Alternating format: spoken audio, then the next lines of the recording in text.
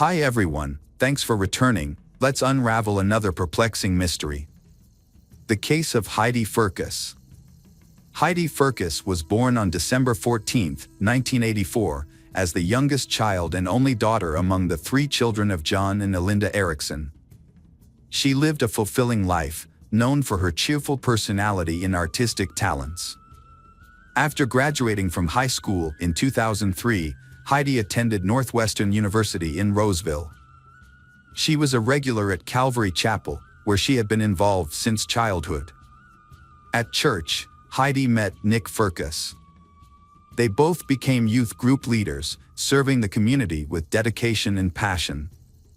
Nick was born on February 25, 1983, to Julie and Steve Firkus.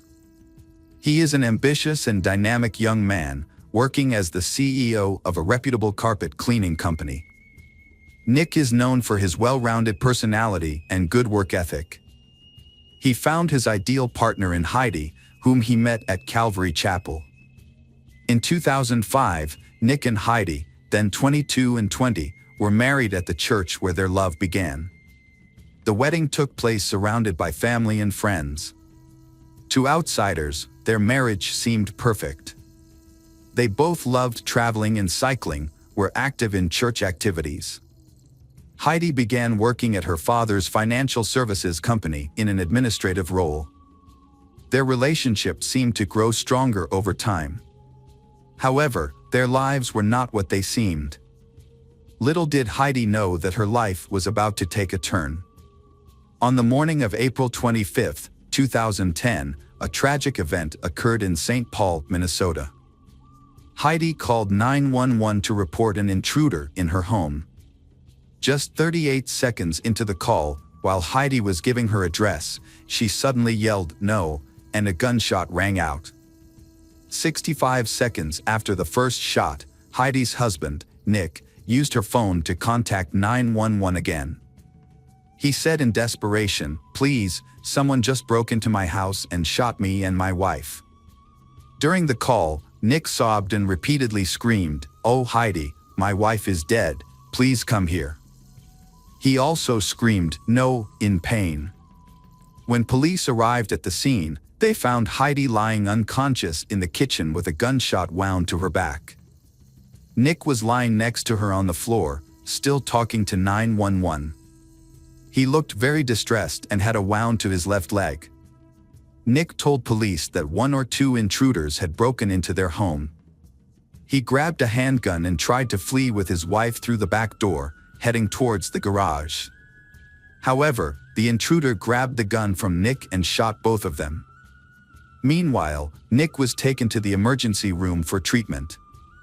There, police questioned him about why he and Heidi left their bedroom, which was supposedly safer, to face potential danger. Nick explained that they were just trying to escape the house through the back door. After being treated for his injuries, Nick was released from the hospital after only 3 hours. Nick was called back to the police station for further questioning about the incident. He recounted in detail what happened. Nick said he remembered that he and Heidi watched a movie and drank alcohol together that night.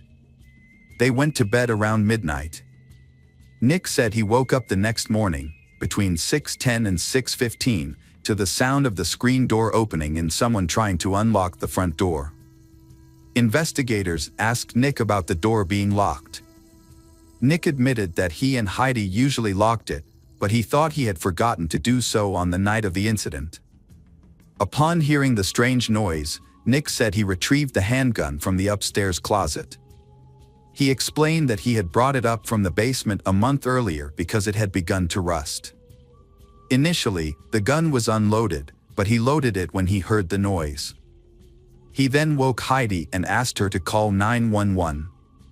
He instructed her to leave the house and go to the garage, where they had parked their car, as part of a safety plan they had agreed upon in case of danger.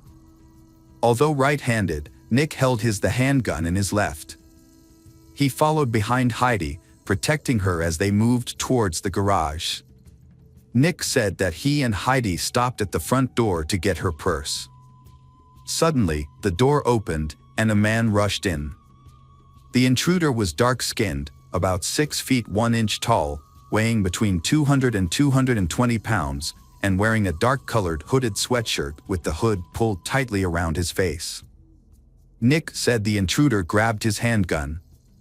They struggled, and during the scuffle, the gun went off.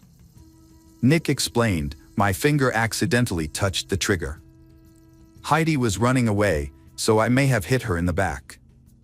Nick recounted the incident that the first shot hit Heidi, causing her to fall immediately. He and the intruder continued to wrestle for the gun. During the struggle, the gun went off again, hitting Nick in the upper thigh. He fell to the ground from his wound. At that point, the intruder escaped through the front door. Nick told investigators that Heidi became unconscious after being shot, and he later lost consciousness due to his wound.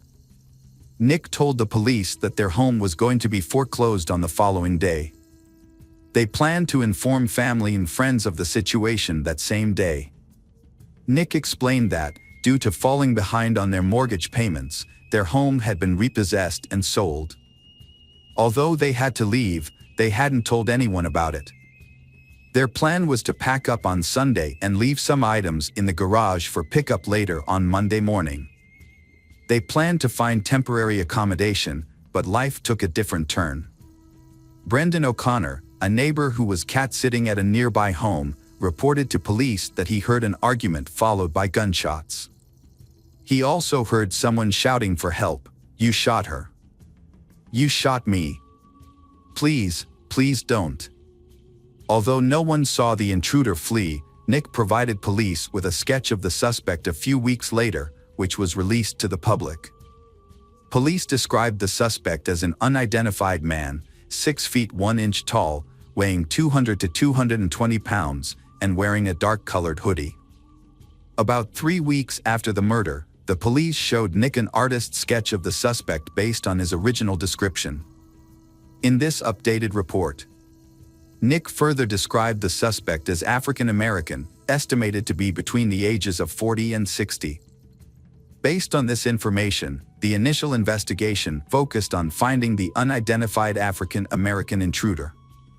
Police searched the surrounding area extensively, hoping to find evidence or witnesses to corroborate Nick's account. However, the investigation into Heidi's death did not result in any arrests or charges. As a result, the case remained unsolved for many years. More than a decade later, Heidi's murder remains unsolved. Nick appears to have moved on with his life, marrying Rachel and starting a family. However, when financial troubles resurface, Rachel begins to suspect that her husband has hidden secrets. Nick's reluctance to discuss his finances makes Rachel even more curious. She begins to dig deeper and discovers irregularities in Nick's past. These discoveries make Rachel question everything she knows about her husband, including his possible involvement in Heidi's death. Rachel is unaware of the couple's financial troubles, similar to Heidi and Nick's situation years ago. Concerned, Rachel contacts the authorities, bringing attention to the case. Investigators then focus on Rachel Firkus, Nick's second wife since 2012. While speaking to the authorities, Rachel reveals that she divorced Nick in 2019 due to his worsening financial problems.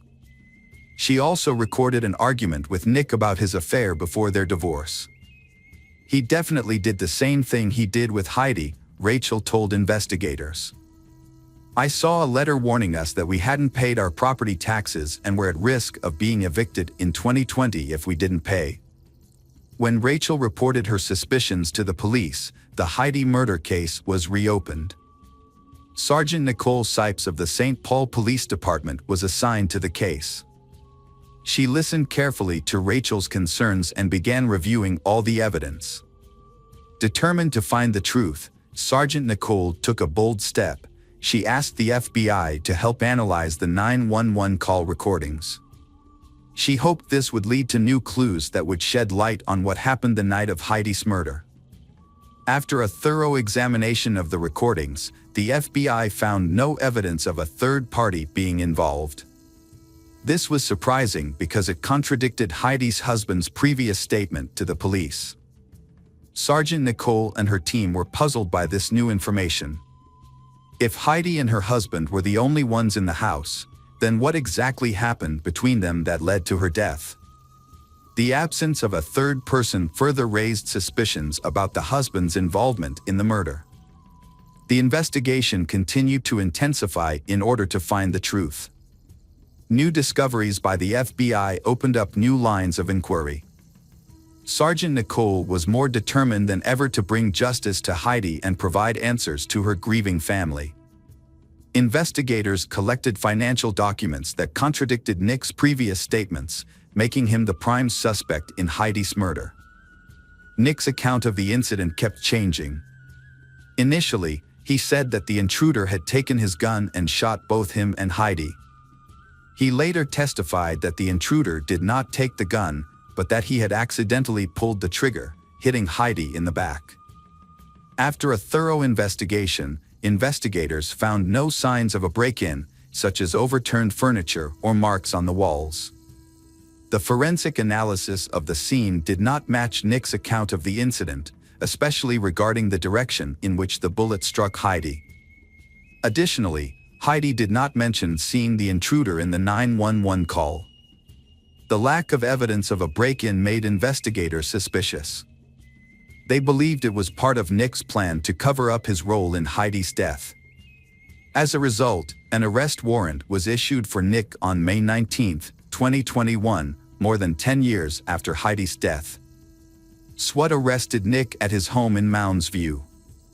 The arrest was the result of Rachel's suspicions and the investigative efforts of Sergeant Nicole Sipes. Many were surprised because the case was thought to be dead. As the trial progresses, the details of the case will be revealed, and the truth about that fateful night will gradually come to light. The big question on everyone's mind is whether Nick was responsible for Heidi's death. After Nick was arrested, Heidi's family said, "We are incredibly grateful to everyone who has worked tirelessly to bring this case to this stage. We also thank everyone who has prayed for and supported us over the years. We hope that these charges will help to clarify the truth and bring justice to Heidi. While we cannot bring Heidi back, we believe she would have wanted us to find the truth. God is glorified by the truth. Heidi's life and memory are further honored by the truth being revealed." The family expressed relief, gratitude, and determination to find the truth. They thanked those who persisted and the community's support, hoping Nick's charges will bring justice. When the case went to trial, Nick maintained his innocence. His family, especially his father, also believed in Nick's innocence. They believed that Nick's deep love for Heidi could not have led him to commit murder. However, the jury had a different view. After 10 hours of deliberating the evidence, on February 10, 2023, they reached a surprising verdict. Nick was convicted of brutal murder. This decision left everyone who knew Heidi stunned and in disbelief, especially since Nick was the person Heidi trusted the most. During the trial, the prosecution detailed the defendant Nick's difficult financial situation. They argued that Nick had kept his financial problems from Heidi and, fearing embarrassment, decided to kill her. The prosecution also questioned Nick's story about the home invasion, arguing that it could have been a cover-up for the crime. Compelling evidence was presented that there were no signs of forced entry into the home, there were many inconsistencies in Nick's testimony, and no DNA or physical evidence of an intruder was found. These factors reinforced the prosecution's argument that Nick was the perpetrator, not an intruder as he claimed. The lack of evidence cast serious doubt on the veracity of Nick's story. At the trial, the prosecutor accused Nick of not wanting to face the truth about his deceitful behavior, leading him to take the extreme step of killing Heidi to protect his reputation. Defense attorney, in contrast, argued that the transition from financial hardship to murder was unreasonable. He also argued that the idea of killing his wife to save his reputation was absurd and had no psychological basis. After a thorough trial and careful consideration of the evidence, the jury unanimously found Nick Firkus guilty of first-degree murder. On April 13, 2023, the judge handed down the harshest sentence possible. Nick would serve life in prison without the possibility of parole. Despite his guilty verdict, Nick Firkus maintained that he had nothing to do with the death of his wife, Heidi. He maintained his innocence, even after his conviction. Currently, Nick is serving a life sentence at the Minnesota Correctional Facility in St. Cloud, Minnesota. However, the motive for the murder remains unclear, leaving us to wonder what drove Nick to commit this regrettable act. However, the investigation revealed that in June 2009, Nick received a foreclosure notice on his home. The house was then auctioned off at a sheriff's auction that same month. About 10 months before Heidi's murder, the eviction process began in February 2010, and a hearing was scheduled for March 8, 2010, which Nick attended alone. The original closing date was April 9, 2010. Nick contacted attorneys, claiming that his grandmother was in the hospital and dying, and asked for the closing date to be moved to April 26. When investigators looked into the matter, they found no evidence that Nick's grandmother was actually in the hospital or had died in 2010. When they asked if Heidi knew about all of this, Nick claimed that Heidi was fully aware of their financial difficulties. He added that they had planned together to leave the foreclosed house and start a new life elsewhere. But the truth is that Nick killed his wife to hide his financial troubles from her. He was too ashamed to admit that he owed $118,000 in credit card debt and was 22 months behind on his mortgage. Although justice has been served, the pain and loss of Heidi's loved ones will remain. No punishment can undo the harm done or bring back the beautiful life she lost so cruelly. Hello friends, welcome to our channel. Today we're going to take a look at another horrible case with you. The case of Kendra Hatcher. Kendra Hatcher was born on February 3, 1980, in Springfield, Sangamon County, Illinois, to Reagan Hatcher and Bonnie Gibson Jameson Colley. Her parents divorced, and her mother later married Bruce Jimon. She had 3 sisters, Jamie Coleman Ashel Lepum, Melissa Jameson, and a brother, Neil Hatcher. Kendra grew up in Pleasant Plains, where she studied dentistry. After getting divorced in 2010, she moved to Dallas and started working at Smile Zone, a dental studio. As a devout Christian, Kendra wanted to use her dental skills to help others, providing free services to disadvantaged children at the clinic. In her spare time, Kendra was involved in various activities, including teaching Bible studies and participating in volunteer programs. These programs involved building churches abroad and providing free dental services to children in Ecuador. After moving to Dallas, Kendra's professional career took off rapidly. Her personal life also began to blossom when she met Dr. Ricardo Palacios through a dating app on May 24, 2015. Kendra and Ricardo shared similar values, interests, and life goals. Ricardo was completing his dermatology residency at the University of Texas Southwestern Medical Center. Despite having only been together for a few months, they were already discussing their upcoming marriage. A tragic incident in a parking lot took the life of Kendra, cutting short all their future plans. Upon arriving at the crime scene, investigators examined the evidence and initially suspected robbery as the motive, given that Kendra's purse and some valuables were missing. They found bullet fragments and a gun magazine near her body. However, the circumstances of the shooting and the bullet wounds suggested that robbery was not the primary motive. One bullet struck Kendra in the back, while the other hit her in the head. The entry wound was at the top of her head, and the bullet exited through her chin, indicating that she had her hands up and behind her head when she was shot. The murder theory was later confirmed when investigators obtained CCTV footage and reconstructed the events. The footage showed a black Jeep Grand Cherokee entering the parking lot at 7:15 p.m. 30 minutes later, Kendra returned home and parked in the same garage.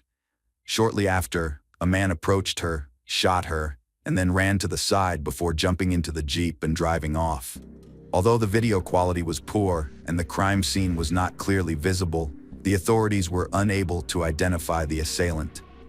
However, they put the vehicle on a wanted list and appealed to the public for assistance.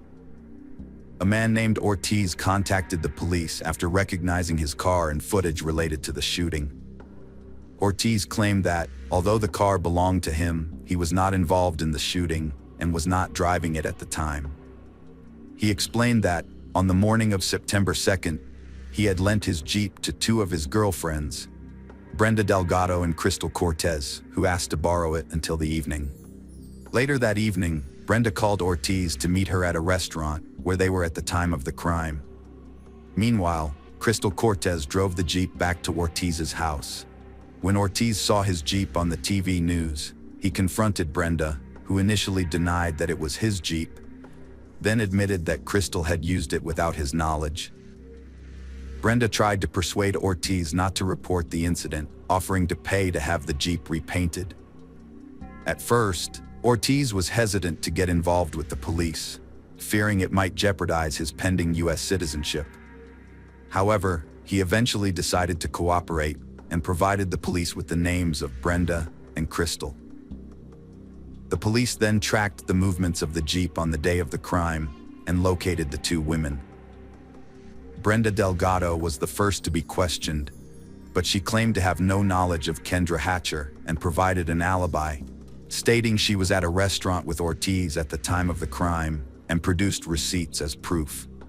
However, as the investigation continued, the truth slowly emerged, revealing the attempts by the perpetrators to conceal their involvement. Brenda Delgado came from a modest family. Her parents, Luis and Maria, immigrated to Dallas from Mexico, where her father worked in a factory. Brenda excelled academically and dreamed of attending medical school, but her parents couldn't afford the tuition. After high school, she continued to live with her parents, working as a dental assistant and at a spa, while still aspiring to a more affluent and beautiful life. Brenda balanced her dental assistant job with spa work, where she whitened her teeth. In 2012, she fell for Ricardo at a Jennifer Lopez concert. 3 months later, she moved in with him. Ricardo was smitten, meeting her parents, and Brenda gushed about her love in a Facebook birthday post. Brenda discovered she was pregnant, but Ricardo convinced her to have an abortion, leaving her devastated. After recovering from the ordeal, Brenda focused on her career and her beloved Ricky. She enrolled in Stanford that fall. Although it seemed like Brenda had moved on from the breakup, she was still hurting. Her obsession with Ricardo intensified, and when Ricky posted a photo with his new girlfriend, Kendra, a model-like beauty, Brenda was consumed by dark thoughts. Those close to her claimed she fantasized about harming Kendra. Investigators suspected Brenda had a strong motive to harm her rival. Ricardo confirmed that Brenda Delgado was his ex-girlfriend, and they had an on-again, off-again relationship from 2012 to 2015. They broke up a few months before Ricky met Kendra. Despite this, Ricardo believed he and Brenda remained friends and didn't think there was any bad blood between Brenda and Kendra. The reconstructed events revealed a disturbing picture of how manipulative and ruthless an abused woman can be. Brenda Delgado concocted a sinister plan to win back her former lover, Ricardo, and eliminate Kendra Hatcher, the woman he had moved on to. Initially, Brenda posed as Ricardo's supportive friend, pretending to take an interest in his relationship with Kendra. Unbeknownst to Ricardo, she gathered information about their future plans, which he naively believed was genuine concern.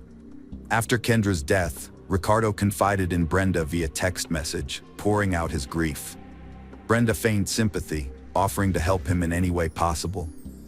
Unaware of her true intentions, Ricardo trusted her completely. What he didn't know was that Brenda had been secretly manipulating him for months. She had been snooping on his mail, learning about his plans with Kendra, including their travel arrangements. This discovery fueled her anger, and she became fixated on eliminating Kendra, whom she believed had usurped her place in Ricardo's life. Brenda took control of Ricardo's phone account and used it to stalk him, keeping close tabs on his activities and those of his girlfriend Kendra. This obsession soon became her sole purpose in life. Brenda's fixation on stalking eventually led her to quit her job and dedicate all her time to achieving her twisted goals. Over time, she devised a cruel and terrifying plan to murder Kendra and take her place beside Ricardo. To put her plan into action, Brenda approached several acquaintances with an offer to harm Kendra in exchange for money. She eventually found a 21-year-old single mother, Crystal Cortez, who was struggling financially and willing to assist her. Crystal recruited a perpetrator, Christopher Love, who agreed to commit the crime. Brenda paid Crystal $500 and provided her with illegal substances, which Crystal then passed on to Christopher. Several women were tasked with following Kendra to learn her daily routines and identify the best location and time to carry out the crime. On September 2, 2015, they borrowed Jose's car. Crystal and Christopher lay in wait for Kendra in the parking lot, but lost their nerve and didn't follow her home from work due to fear of getting stuck in traffic. Later that evening, they finally carried out their sinister plan and were rewarded for their efforts. A few days after the crime, Crystal Cortez and Christopher Love were arrested. They both denied any involvement in the crime and claimed they were not at the scene. However, when the police found the murder weapon in the car, Love's story fell apart. Meanwhile, Crystal's alibi was inconsistent and confusing. At first, she claimed she was driving in the parking lot because an armed carjacker had taken over her SUV and forced her there. She even falsely stated that her young son was with her, but surveillance cameras showed no evidence of a child. As the investigation continued and more evidence emerged, Crystal changed her story again, this time offering to cooperate with the police in exchange for a reduced sentence. She implicated Brenda, claiming that she was the mastermind behind the crime and that they had been planning it for 2 weeks. According to Crystal, Brenda's obsession with winning back her ex-boyfriend, Ricardo, drove her to despise Kendra, whom she believed had taken her place. Brenda had pretended to be happy for Ricardo, but her life was actually unraveling. According to Crystal, Brenda decided to get rid of Kendra Hatcher at this point. In Crystal's testimony, she detailed how Brenda devised a plan to kill Kendra, enlisting her support. Brenda and Crystal started formulating a plan to kill Kendra, meeting several times and developing multiple plans.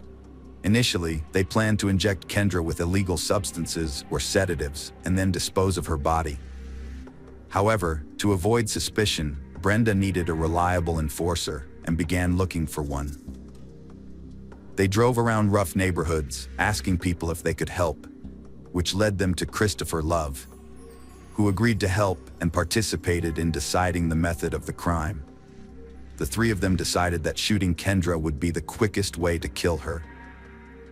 Crystal cooperated with authorities, revealing September 2nd wasn't a random choice. Brenda knew Kendra and Ricardo were going to Mexico, so they decided to kill Kendra before their trip. They wanted it to look like a botched robbery. Brenda and Crystal tracked Kendra's movements for days, noting her activities minute by minute. They traced her route home and entered the apartment complex's parking garage on September 1st, 2015, to set up the crime. Brenda and Crystal made a final check on the day of the crime. They picked up the Jeep and Christopher, dropping Brenda at the library to establish an alibi. Crystal and Christopher waited near Kendra's apartment, then followed her, losing her in traffic. They waited at her house, and when she arrived, Christopher shot her. Crystal claimed she didn't see it but heard the shot. She drove Christopher home, picked up her son, and returned the Jeep to Jose. Brenda's plan had finally come to fruition. She had eliminated her rival, and all she had to do was wait for a message from her beloved Ricardo. Brenda was thrilled to have committed the perfect crime. However, Crystal's subsequent confession and testimony against Brenda left no doubt about her guilt, and a warrant for her arrest was promptly issued. When the police arrived with the warrant, Brenda was no longer at home, having fled to Mexico using her dual citizenship. Brenda's involvement in a contract killing came to light after she fled, and on April 6, 2016, she was placed on the FBI's wanted list.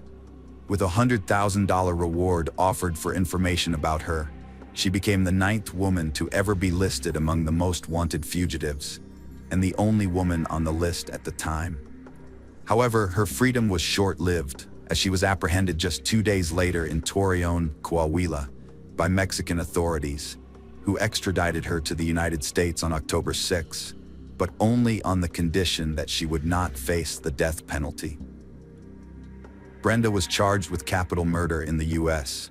At her 2017 Texas trial, relatives of Kendra and Ricardo spoke out.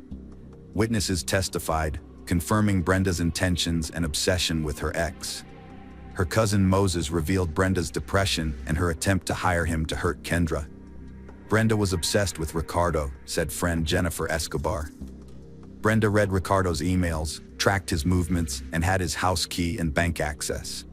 She asked Jennifer to kill or disable Kendra Hatcher, offering $2,000, a car, and drugs. Jennifer refused after consulting her parents. In court, multiple people who knew Brenda testified about her obsession, and it was established that Brenda had a motive to want Kendra dead. She viewed Kendra as an obstacle to getting what she wanted, specifically reuniting with Ricky.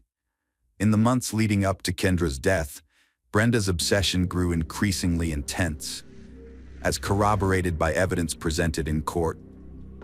This evidence included an ATM withdrawal receipt for $500, which Brenda later gave to Crystal as payment for her role, as well as a $600 cash payment received by Christopher Love. Furthermore, cell phone records revealed that Brenda, Crystal, and Christopher were together before the crime, with over 99 calls exchanged between Brenda and Crystal between August 22nd and September 4th, demonstrating their frequent communication to discuss the plan to kill Kendra Hatcher. Despite an alibi and receipts showing she was at a restaurant, the jury quickly found her guilty of Kendra Hatcher's murder. Delgado was sentenced to life without parole. Crystal Cortez, who cooperated with the investigation and pleaded guilty, received a 35-year prison sentence with parole eligibility. The Hatcher family expressed satisfaction with the court's decision and quietly left the courtroom following the verdict. On the other hand, the Delgado family, who knew Brenda as a loving daughter and woman with strong Christian values, refused to believe she was involved until the end. Hello friends, welcome to our channel. Today we're going to take a look at another horrible case with you, the case of Kelsey Smith. Kelsey Smith was born on May 3, 1989, in Overland Park, Kansas. Kelsey was the third of 5 children in a close-knit family. Her parents, Gregory and Missy Smith, raised her alongside her siblings, Steve, Lindsay, Kat, and Zach. Gregory Smith, the family patriarch, was a retired U.S. Navy veteran and had served in the police force for over 20 years. He was enjoying his retirement after a long and dedicated career. Kelsey grew up in a loving family environment, close to all her siblings. Kelsey's mother, Missy Smith, has dedicated her life to health care, working at a local hospital for many years. Despite her busy career, she has managed to balance work and family life well, raising her children and creating a warm family environment. Kelsey has been an active, outgoing, and creative child since she was a child. She enjoyed singing, dancing, and playing musical instruments, which she learned in music school. She was also active in school theater and choir performances. Kelsey is also passionate about sports, especially gymnastics and soccer. She often attends sporting events with her father and brother, cheering on her local team. With a great sense of humor and many talents, Kelsey has left a deep impression on those around her. Her love for animals, which began in childhood, inspired her dream of becoming a veterinarian after college. During her senior year of high school, Kelsey found work at the local symphony orchestra, where she played the clarinet at various city events. Through this job, she set a goal of saving enough money within 6 months to buy her first car, a 1987 Buick Regal. Although her parents were concerned that the car was an older model, they offered to contribute to the cost so that Kelsey could buy a newer car from the family budget. However, Kelsey was determined to buy her first car herself, using only her own savings, so she turned down their offer. The Kelsey family prioritized providing their children with a well-rounded education, focusing on education and personal development. They also instilled in their children a strong sense of discipline. The family had clear rules that everyone followed without exception, including sharing their plans and notifying each other if they would be out late. Kelsey demonstrates her adherence to these rules by being punctual, sharing her whereabouts with her parents, and informing them of her social activities.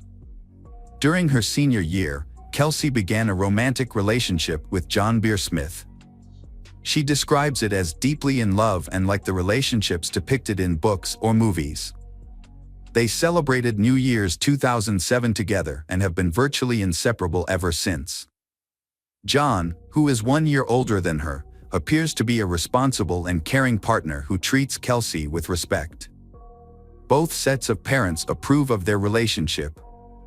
In May 2007, Kelsey turned 18, graduated from high school, and was accepted into a prestigious university in Kansas to study veterinary medicine. This was one of the happiest times of her life. However, these happy days did not last long. Kelsey attended parties with her classmates to celebrate the end of high school and enjoyed spending time with John. At this point, Kelsey had achieved everything she wanted, got into her dream college, and was in a fulfilling relationship with a wonderful partner who was planning to propose. Her life was bright and happy. However, her disappearance from a shopping mall parking lot on June 2, 2007 changed everything. Kelsey and her boyfriend John were about to celebrate a big milestone, 6 months of dating. To make it special, John planned to propose with a custom-made engagement ring and had booked a romantic dinner for they of them. Unaware of John's plans, Kelsey also wanted to surprise him with a gift. That Saturday, she got ready, drove to a nearby Target Corporation store, and called her mother around 7 p.m. to say she had found the gift but needed a special bag for it. Her mother suggested checking the mall across the street from Target Corporation for a romantic gift bag. Kelsey thanked her mother for the advice and promised to be home soon. John was supposed to pick her up at 8 o'clock. However, after that conversation with her mother never heard from Kelsey again. Kelsey failed to return home. When John arrived at 8 with a large bouquet of flowers, he was shocked and frightened to discover Kelsey's absence. Her parents were equally terrified, as it was unlike Kelsey to ignore phone calls and texts. She had vanished in a busy area during the daytime, and no one had witnessed her disappearance. Kelsey's father and 2 eldest siblings began searching for her. They found her car parked at the Oak Park Mall, which gave them a glimmer of hope that she might still be inside the mall for some unknown reason. However, after thoroughly searching the mall, inquiring with salespeople and security guards, they concluded that Kelsey was not there. Upon returning to the car, they found it undisturbed with no signs of struggle or violence. Kelsey's father, a former police officer, decided not to touch anything to preserve potential evidence, as the car might be part of a crime scene. Kelsey's parents reported her missing to the police the same day, but the police were initially hesitant to start searching right away. They explained that since Kelsey was 18, she wouldn't be considered missing until 24 hours had passed. However, Kelsey's father, who had connections, insisted on an immediate search. He also asked hospitals in the city if a woman matching Kelsey's description had been admitted. That evening, the police interviewed Kelsey's family and John to confirm their whereabouts and rule them out as suspects, a standard procedure in missing person cases.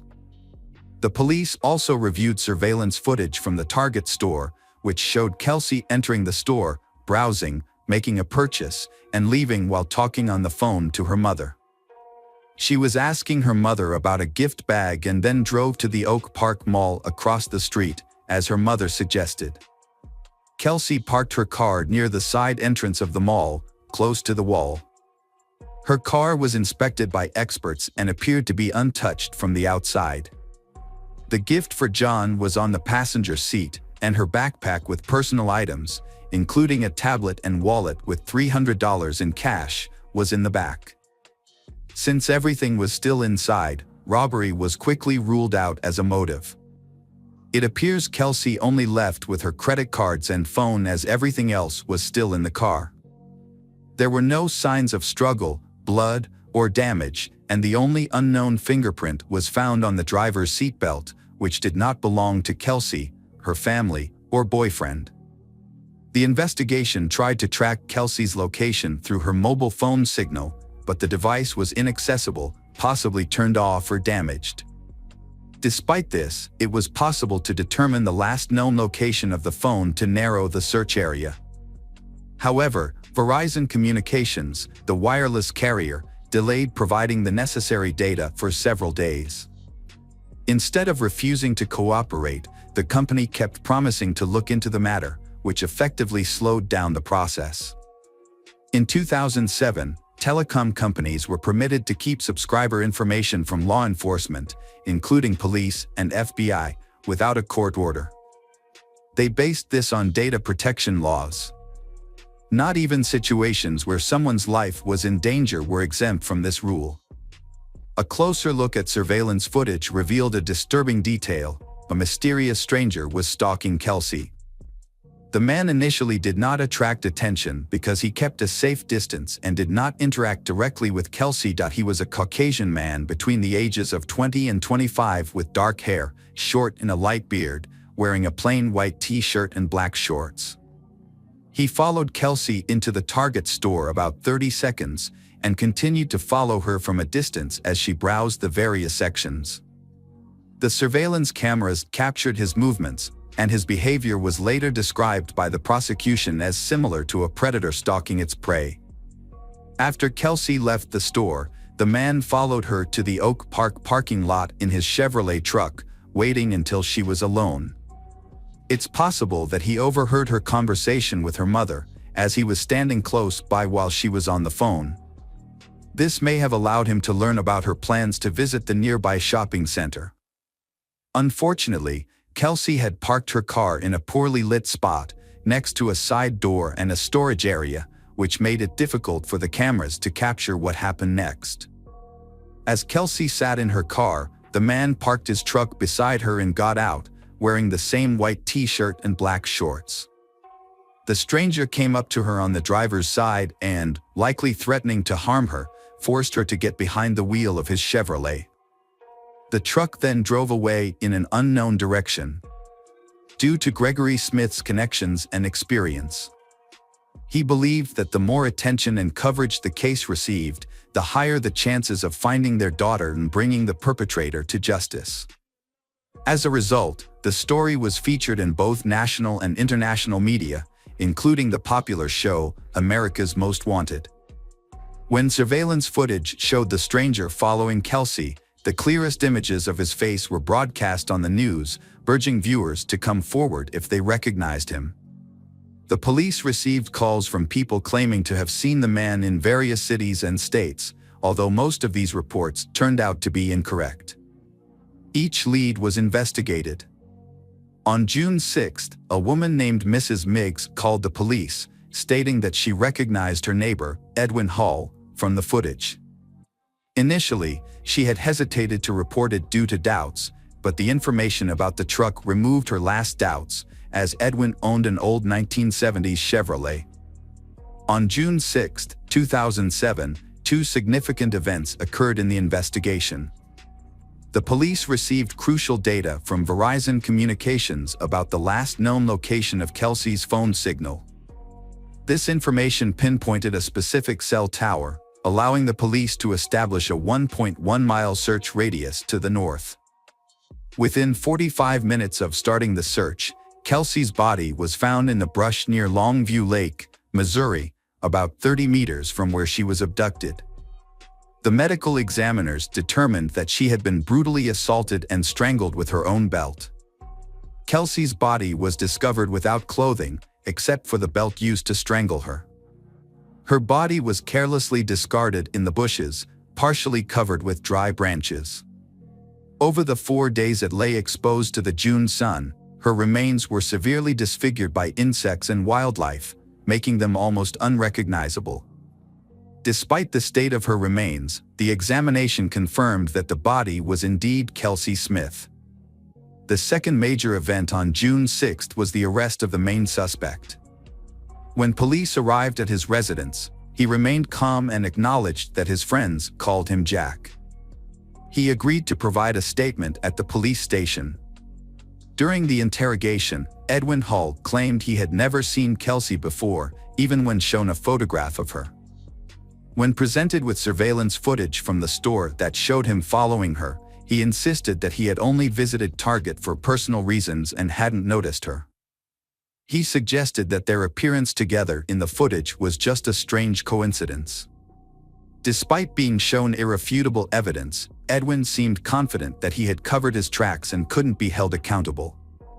He had thoroughly cleaned his van and had used protection during the assault, leaving no DNA evidence behind. However, Edwin agreed to cooperate with the investigation and provided his DNA sample and fingerprints. A crucial piece of evidence emerged when his fingerprints matched those found on Kelsey's car's seatbelt buckle. A thorough search of his home also revealed a hidden air pistol with Kelsey's DNA on the barrel. Edwin was officially charged with abduction, assault, and murder. A jurisdictional issue arose, as Kelsey was abducted in Kansas but her body was found dead in Missouri. This was important because it affected the potential sentence. In Missouri, Edwin faced the possibility of a capital punishment trial and sentence. Edwin realized the seriousness of his situation and, after consulting his lawyer, decided to confess to the crime and provide details in the hope of a reduced sentence. He described how he had noticed Kelsey entering the store and followed her, getting close enough to overhear her phone conversation about visiting the shopping center across the street. Edwin waited until Kelsey was alone, then followed her to the adjacent parking lot. He was pleased when she parked in a secluded spot near the side entrance. He got out of his vehicle, armed with a pistol, and waited for Kelsey to return to her car. As she was getting into the driver's seat, he prevented her from closing the door. Kelsey had already pulled out the seatbelt, and Edwin allowed her to buckle up, leaving his fingerprint on it. Edwin then put the pistol barrel in Kelsey's mouth, threatening her to move to his vehicle's driver's seat. Kelsey drove Edwin's truck while he aimed the gun at her and gave her directions. When they reached a remote area at the state border, Edwin ordered Kelsey out of the truck and led her into the bushes. There, he assaulted and strangled her with the belt, then covered her body with branches. He thoroughly cleaned his truck to eliminate any evidence of Kelsey's presence, including fingerprints and DNA. He then hid the pistol, which had Kelsey's saliva on it, in his home, believing it would never be discovered. When questioned about his motive, Edwin failed to provide a clear answer, instead making a comment about the victim's physical appearance. During the investigation, several other women and girls came forward, revealing a pattern of abuse and harassment by Edwin. Further investigation uncovered more instances of Edwin's wrongdoing, including coercing a 14-year-old neighbor into intimacy, harassing a waitress, and fleeing a restaurant without paying. These findings led to additional charges, including corruption of a minor, harassment, and theft.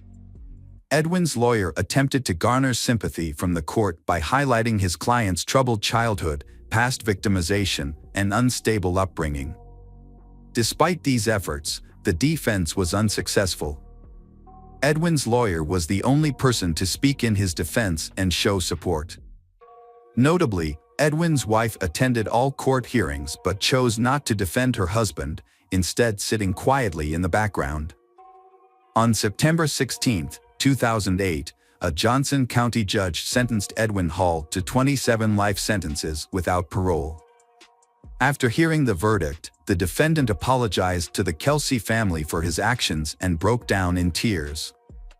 He is now serving his sentence at the Hutchinson Correctional Facility in Kansas. Hello friends, welcome to our channel. Today we're going to take a look at another horrible case with you, the case of Jesse Bardwell. Jesse Bardwell was born on September 10, 1988, in Pascagoula, Mississippi, to loving parents Gary and Carla Bardwell. She had an older brother named Brandon. The siblings had a close relationship, with Brandon often protecting Jesse from bullies. Their childhood was filled with joy and love, thanks in part to frequent visits from their grandma Kitty, who adored her grandchildren. She would read to them, share stories, and invent games, creating a warm and nurturing environment. The Bardwell family embodied the quintessential American family spirit. Jessie was a kind, cheerful, and stylish girl who dreamed of a career in the beauty industry and one day opening her own salon. However, when Jessie was 14, her parents divorced, disrupting the family's harmony. She chose to live with her father, Gary, with whom she had a warm and trusting relationship. As a firefighter, Gary's job could be unpredictable, and Jessie would often call to check on him. Gary eventually married again, this time to Gina. Jessie developed a good relationship with her new stepmother. Gina proved to be an excellent homemaker, providing care and support to the entire family. Jessie was relieved to see her father happy with his partner, which made her feel secure about leaving home in the future.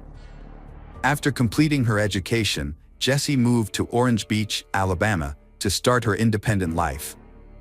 She worked as a waitress at Cobalt, a popular beachfront restaurant, to support herself. Her father, Gary, recalled how Jessie loved being near the water as it brought her peace. Despite the distance, they remained close, frequently exchanging messages and spending quality time together, such as going boating and fishing, whenever he visited. Kimberly Embry, the restaurant manager and Jessie's friend, discovered that Jessie's father was a skilled musician. After retiring, he dedicated more time to his craft, leading to frequent performances at the restaurant, where he even had his own table. Kimberly admired the close bond between Jessie and her father, describing them as true friends. Jessie always attended her father's performances, and the tips she earned helped fund her college education and pursue her dreams. At work, Jessie met a young man named Terry Ellis, who was also a waiter. They began dating and developed a steady and serious relationship, appearing to be a harmonious couple. However, at a social event, Jessie met Jason Lowe, a friend of Terry's, and was immediately smitten. Her sudden infatuation surprised everyone, and she fell deeply in love with Jason, becoming oblivious to her surroundings. Jessie and Terry parted ways amicably. Jessie opened up to him about her newfound feelings. This decision turned her life upside down, but she was drawn to Jason's charming and promising nature. He was handsome, held 2 degrees, and had a decent job. Jason was polite and knew how to present himself well. For Jessie, her new feelings marked the beginning of a new life. When Jason learned about her dreams, he promised to fulfill them. As he needed to relocate to Dallas, Texas, for a high-paying job in the technology industry, Jessie decided to follow him. Jessie viewed the move as an adventure, rather than a life-changing decision. Although she was hesitant to leave her father, Gary, for an extended period, her ambition and youthful idealism ultimately prevailed.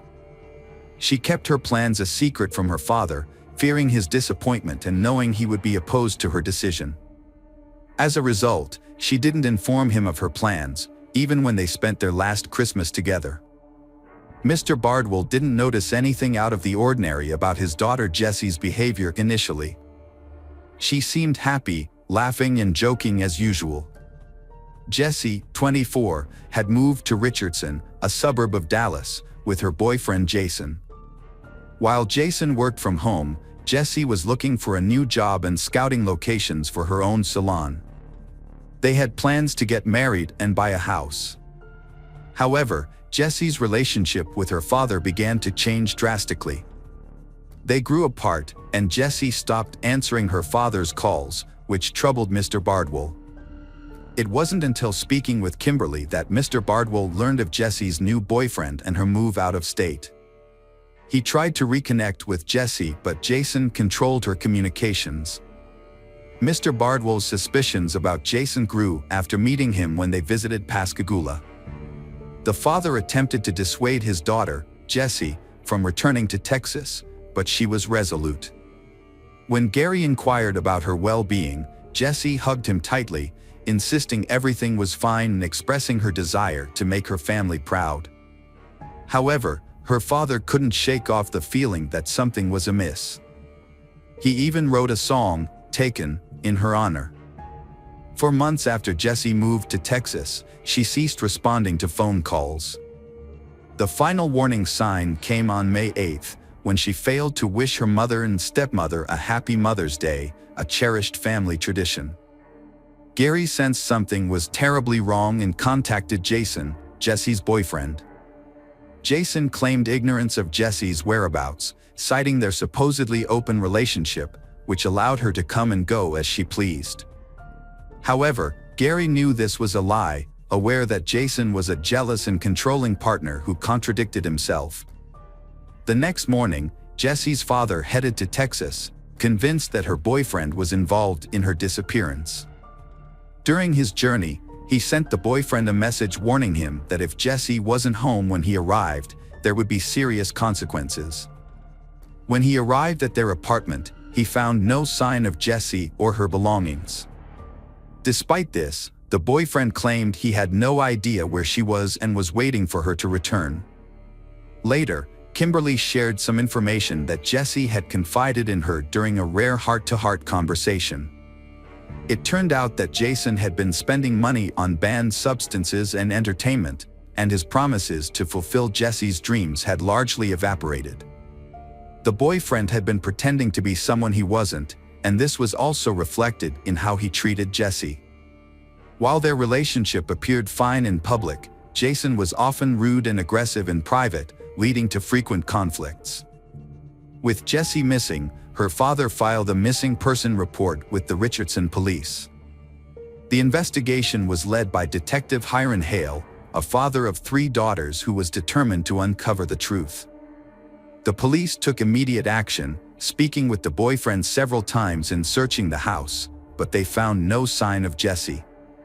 During the conversation, the young man, Jason, mentioned that he last saw Jessie on May 8 around 10 a.m.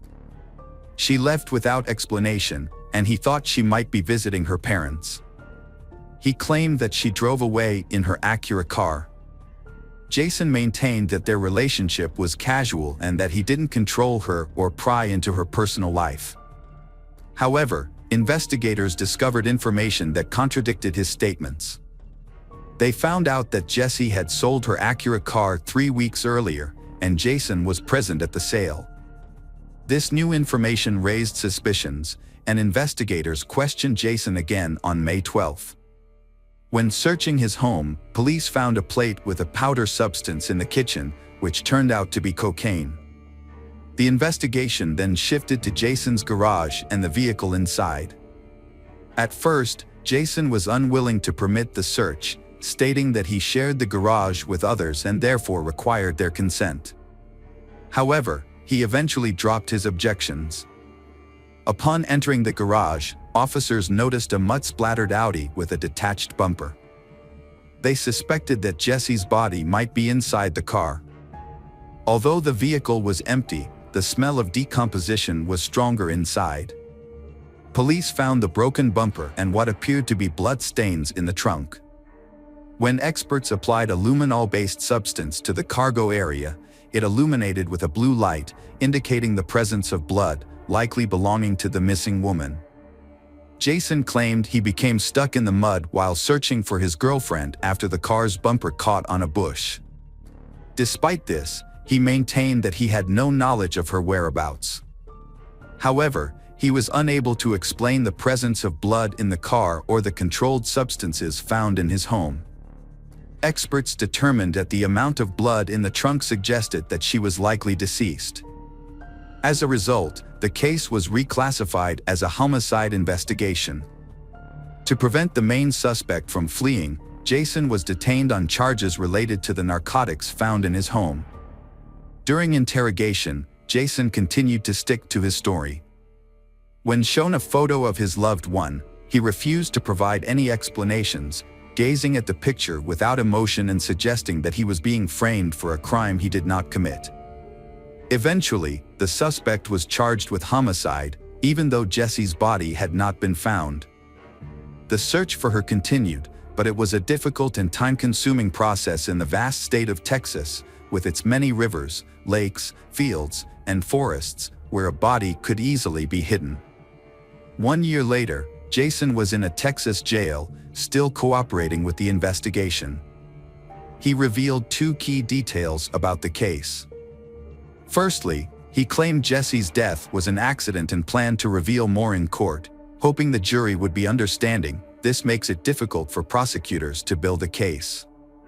Heidi Firkus, Jason's defense attorney, is very happy about this. Firkus conducted a mock trial with a panel of outsiders acting as jurors, using the available evidence and Jason's confession. However, the mock trial ended in a not guilty verdict, with 15 out of the mock jurors voting to acquit.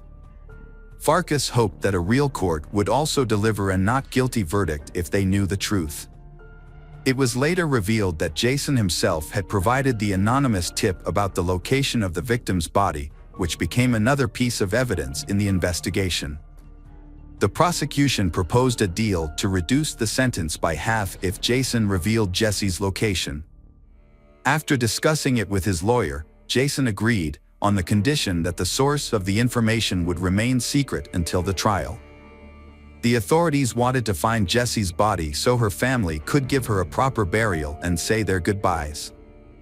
As time passed, Jessie's father, Gary, became consumed by grief and anger, longing for justice to be served.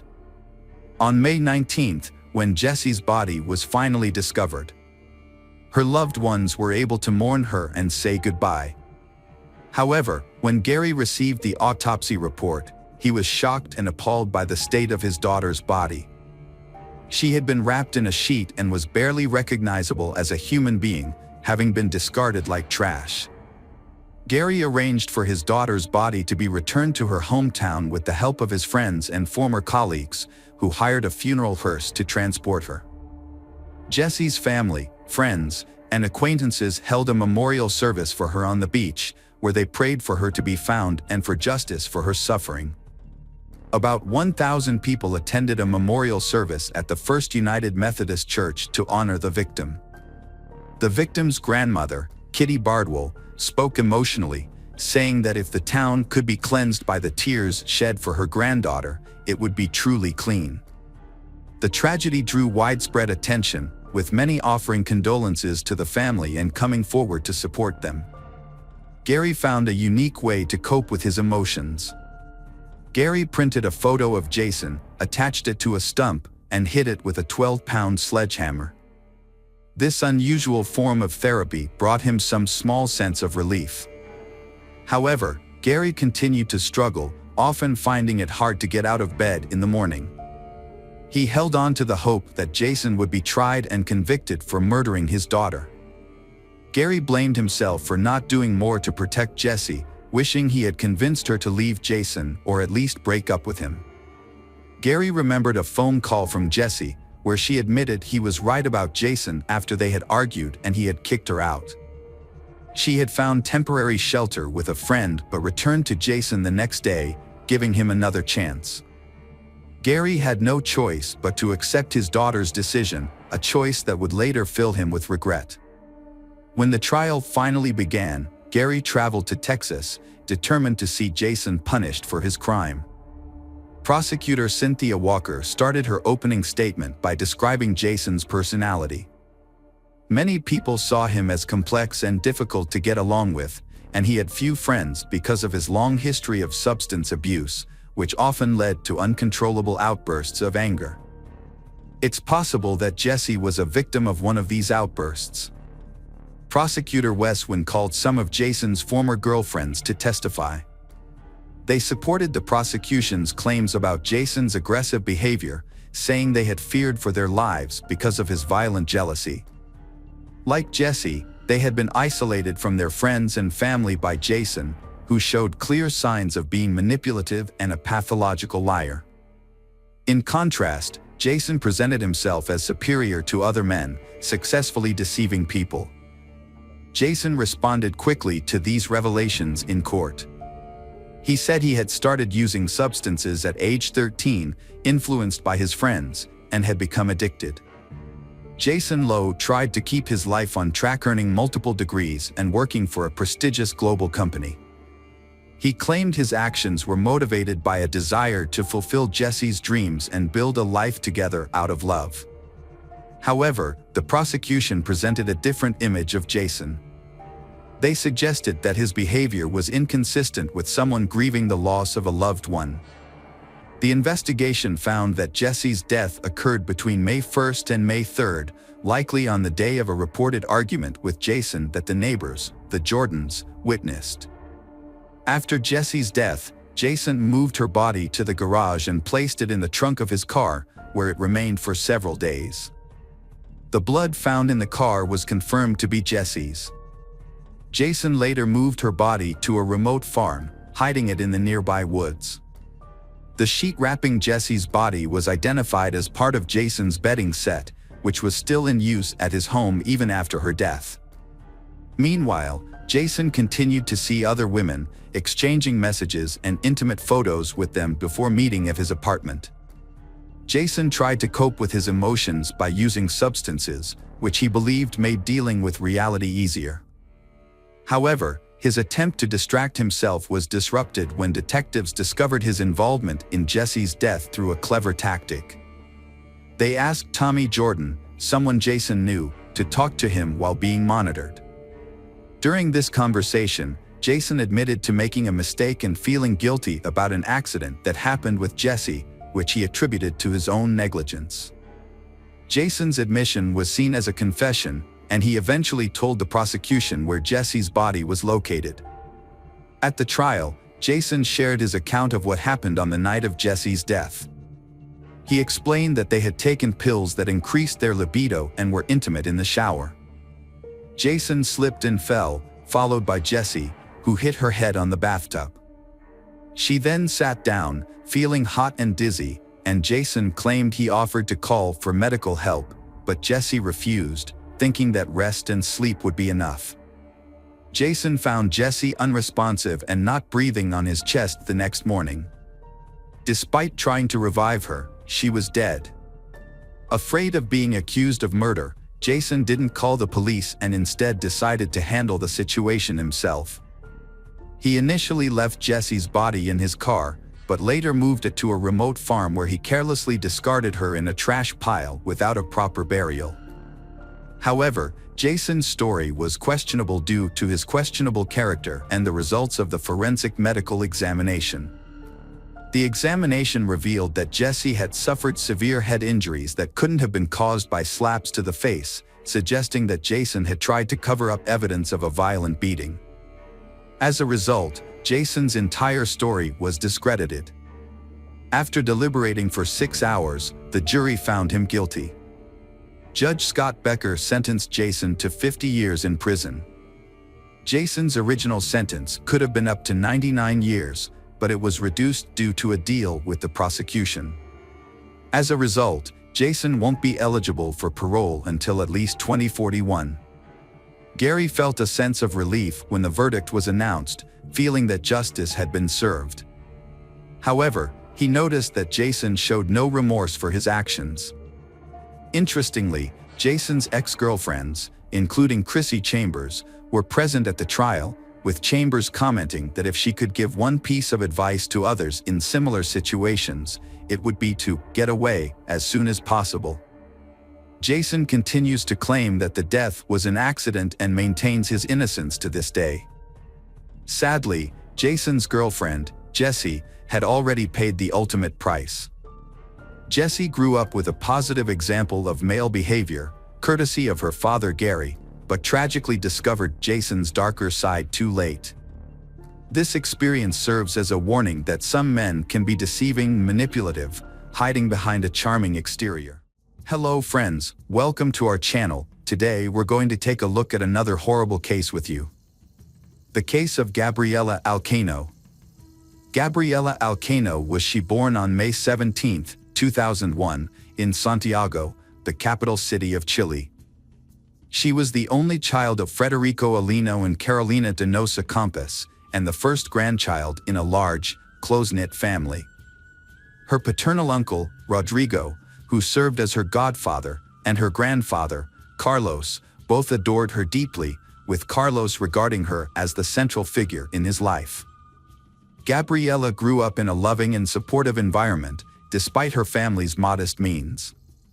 Her parents, though not wealthy, worked hard to provide her with a good education and upbringing. When Gabriela was 5, her parents divorced, and she lived with her mother, who dedicated herself to raising her. Her father, however, remarried and had 2 younger sons, but he continued to support Gabriela and her mother financially and remained involved in her life. Gabriela was a sweet and friendly child, who was a bit shy but made friends easily. Her gentle nature and lovely appearance earned her admiration from those around her. She excelled academically, enjoyed music, dance, and art, and her parents encouraged her talents. Gabriela cherished her relationships with her younger half-brothers, spending quality time with them at her father's nearby home during weekends and holidays. Overall, Gabriela's childhood was a happy and carefree time, filled with love and support from her family. Gabriela's first love was at the age of 15. She fell for Fabian Chasis Aravan, a fellow student who was a year older. At first, their relationship was innocent and sweet. They would walk together, share ice cream, and steal kisses. Fabian came from a good family with well-respected parents who valued education and raised him to be a good person. However, Fabian was a quiet and private person who struggled with social interactions. He would avoid eye contact and turn away from others, leading many to think he was just shy. Gabriela's father met Fabian and thought he was a calm, dependable, and responsible young man. He had a serious talk with Fabian, asking him to take care of Gabriela, and Fabian promised to do so. Initially, Fabian made an effort to be attentive and caring. However, as time passed, a different side of Fabian emerged. He became controlling and cruel, revealing a darker aspect of his personality. Fabian's controlling behavior dominated the relationship. He was intensely jealous and dictated who Gabriela could and couldn't interact with. He monitored her phone activity, insisting on instant responses to his calls and messages, regardless of the time. If she failed to comply, he would throw tantrums, displaying childish and abusive behavior. During the first 6 months of their relationship, Gabriela attempted to downplay Fabian's frequent outbursts of anger and jealousy, believing they would eventually subside. Blinded by her love for him, she tried to meet all his demands and held on to the hope that he would revert to the caring and gentle person she initially fell in love with. Fabian's behavior became increasingly irritable, volatile, and aggressive. He emotionally drained Gabriela, progressing from verbal abuse to physical mistreatment. He would slap her, pull her hair, or grab her hands, often leaving no visible marks. However, bruises would occasionally appear on her wrists and shoulders, evidence of Fabian's rough handling. Gabriela tried to hide her situation, but her loved ones noticed her depressed state and frequent tears. She was no longer her usual cheerful and outgoing self, instead withdrawing from friends and avoiding contact with people Fabian had forbidden her from seeing. Gabriela repeatedly tried to end her relationship with Fabian, but he would not let her go. Despite her efforts to break free, he would pressure her into getting back together. This cycle of breaking up and reuniting continued for over a year, marked by Fabian's stalking, threats, and harassment. In 2017, Fabian got into trouble for physically attacking a classmate outside of school. Although the details of the incident were unclear, he was accused of mistreatment and assault, which could have led to jail time. However, the case was settled out of court, and Fabian was expelled from school.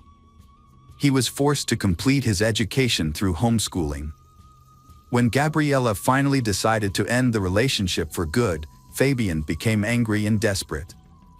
He apologized and promised to change, begging her to take him back. However, when she refused, he began to stalk and harass her. He would show up at her school or home, even attempting to climb into her room through the window. He bombarded her with dozens of calls, texts, voice messages, and social media messages, trying to intimidate her into resuming their relationship. Gabriella was determined to end the relationship, despite Fabian's erratic behavior. His messages veered wildly from apologetic to threatening, but she remained resolute. However, Fabian's actions were unpredictable and frightening. He would often vanish for weeks, giving Gabriella a glimmer of hope that he had moved on, only to reappear and resume his harassment. Fabian's behavior was relentless and intrusive. He would follow Gabriella everywhere, showing up unexpectedly and causing public scenes. His outbursts were loud and intimidating, leaving Gabriella feeling anxious and fearful. As a result, she became reluctant to be alone, always seeking the company of friends or family after school. She would often meet her mother at work and travel home with her, or ask her father or uncle to accompany her on trips. This constant vigilance took a toll on Gabriella, leaving her exhausted and drained over several months. A devastating series of events began to unfold for the Elcano family when a burglar broke into the home of Federico's second wife, taking her life in a tragic turn of events. At the time, the children were at school and Federico was at work, leaving her alone and vulnerable. Fortunately, the perpetrator, a neighbor with a prior conviction, was apprehended immediately. Gabriella and her mother rallied around Federico, offering emotional support and helping him care for the children during this difficult time. Although Gabriella's thoughts were temporarily diverted from Fabian, who had gone missing around the same time, she remained focused on her own goals. She was busy preparing for entrance exams, hoping to secure a spot at one of Santiago's most prestigious universities, where she aspired to study journalism or advertising. However, this tragedy was only the beginning of a series of heartbreaking events that would soon befall the Elcano family. In May 2018, Fabian suddenly re-emerged, beginning a campaign of obsessive stalking that made Gabriella feel unsafe in all aspects of her life. He was able to access her property by climbing over the fence and even showed up at places she regularly visited, such as the supermarket and the mall. By early June, Gabriella was so alarmed by his behavior that she sent screenshots of her disturbing messages with Fabian to her two closest friends, including audio recordings where he explicitly threatened her and demanded they restart their relationship. Gabriella was secretly living in fear for her own safety and that of her loved ones, but she chose not to share her concerns with her family to avoid causing them unnecessary worry. On June 10, 2018, the Alino family came together to celebrate a milestone birthday, Carlos's 80th. Tragically, this joyful gathering would turn out to be the last day of life for Gabriella and her mother, Carolina.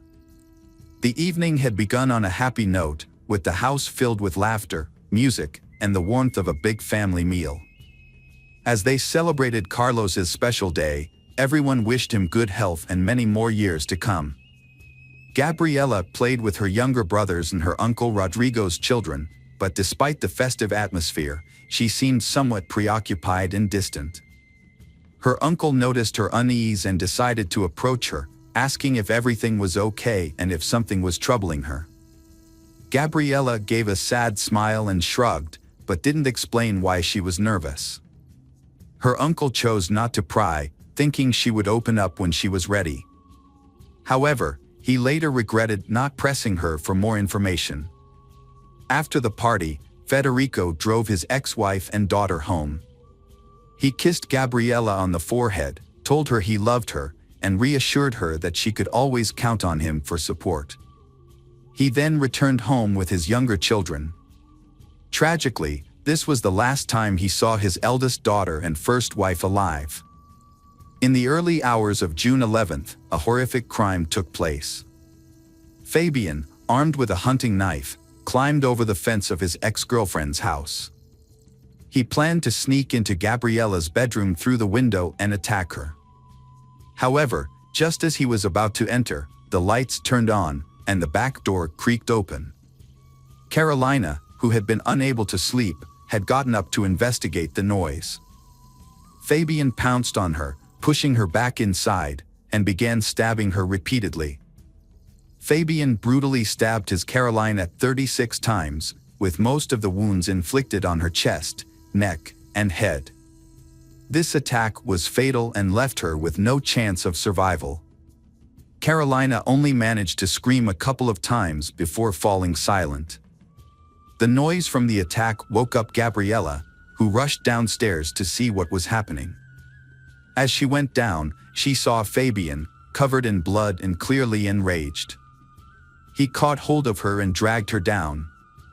Gabriella was desperately trying to call the emergency services with her phone, but she couldn't make the call.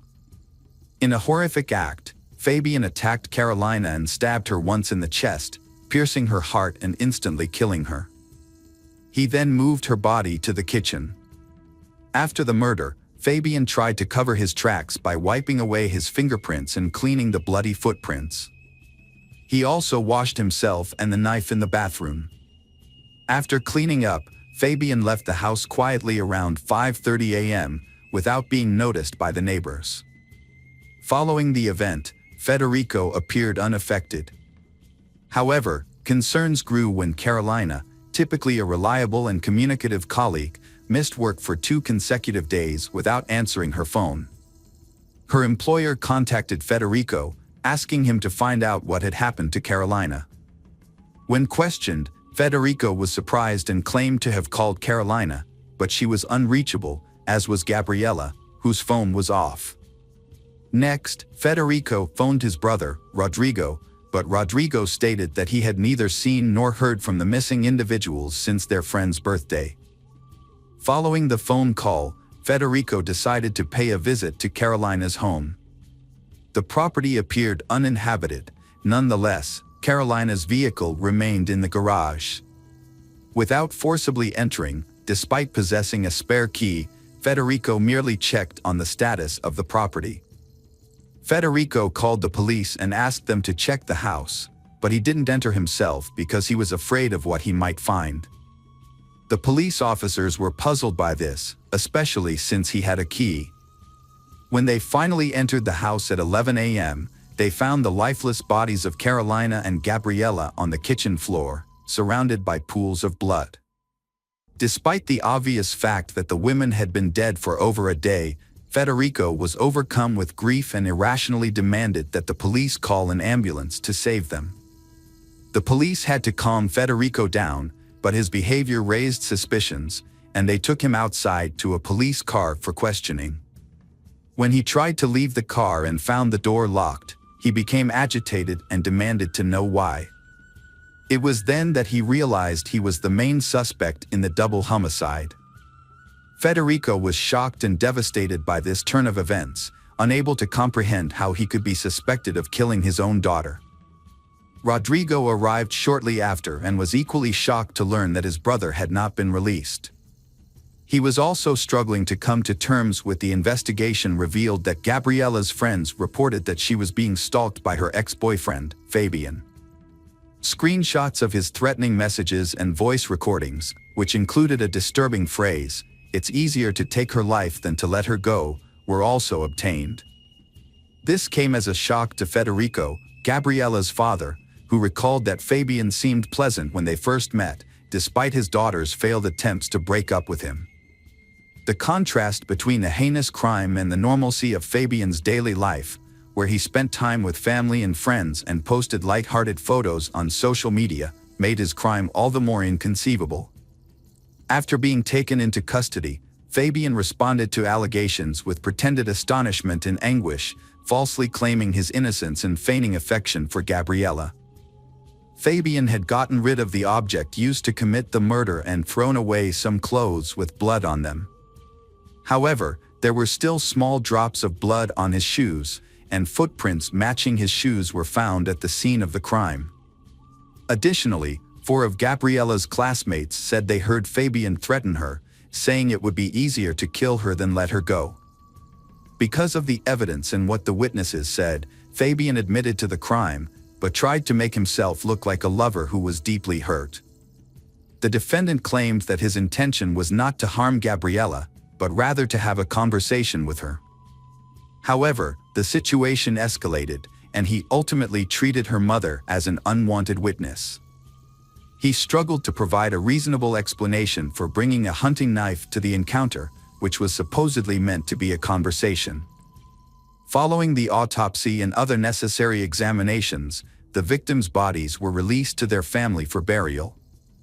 A large crowd gathered at the funeral to pay their respects to the deceased and offer condolences to their loved ones. Gabriella was laid to rest in a white dress she had always wanted to wear but never had the chance to. Coralina was buried in a closed casket due to the severe mutilation of her face. Fabian's family hired a skilled lawyer who developed a strong defense strategy, aiming to secure a minimal sentence for his client. During the initial court hearings, the lawyer highlighted Fabian's young age and clean record, pointing out that the attack on his classmate had been resolved outside of court. However, the victim's family pushed for a more severe charge of femicide, which was rejected by the prosecution due to the specific requirements of Chile's law. Since Fabian and the victim were not in a romantic relationship at the time of the crime, the case did not meet the criteria for femicide. The lawyer also argued that Fabian had acted on impulse and was in a state of distress when he committed the crime. As a result, Fabian faced a potential 15-year sentence for the double homicide and assault charges. The victim's family, understandably, demanded the maximum punishment for Fabian. After the initial hearings, the judge gave both the prosecution and defense 6 months to gather evidence. Fabian's lawyer requested his release pending trial, but the judge denied this request, keeping Fabian in custody. Gabriella's father was furious. He lost 2 loved ones to violent deaths.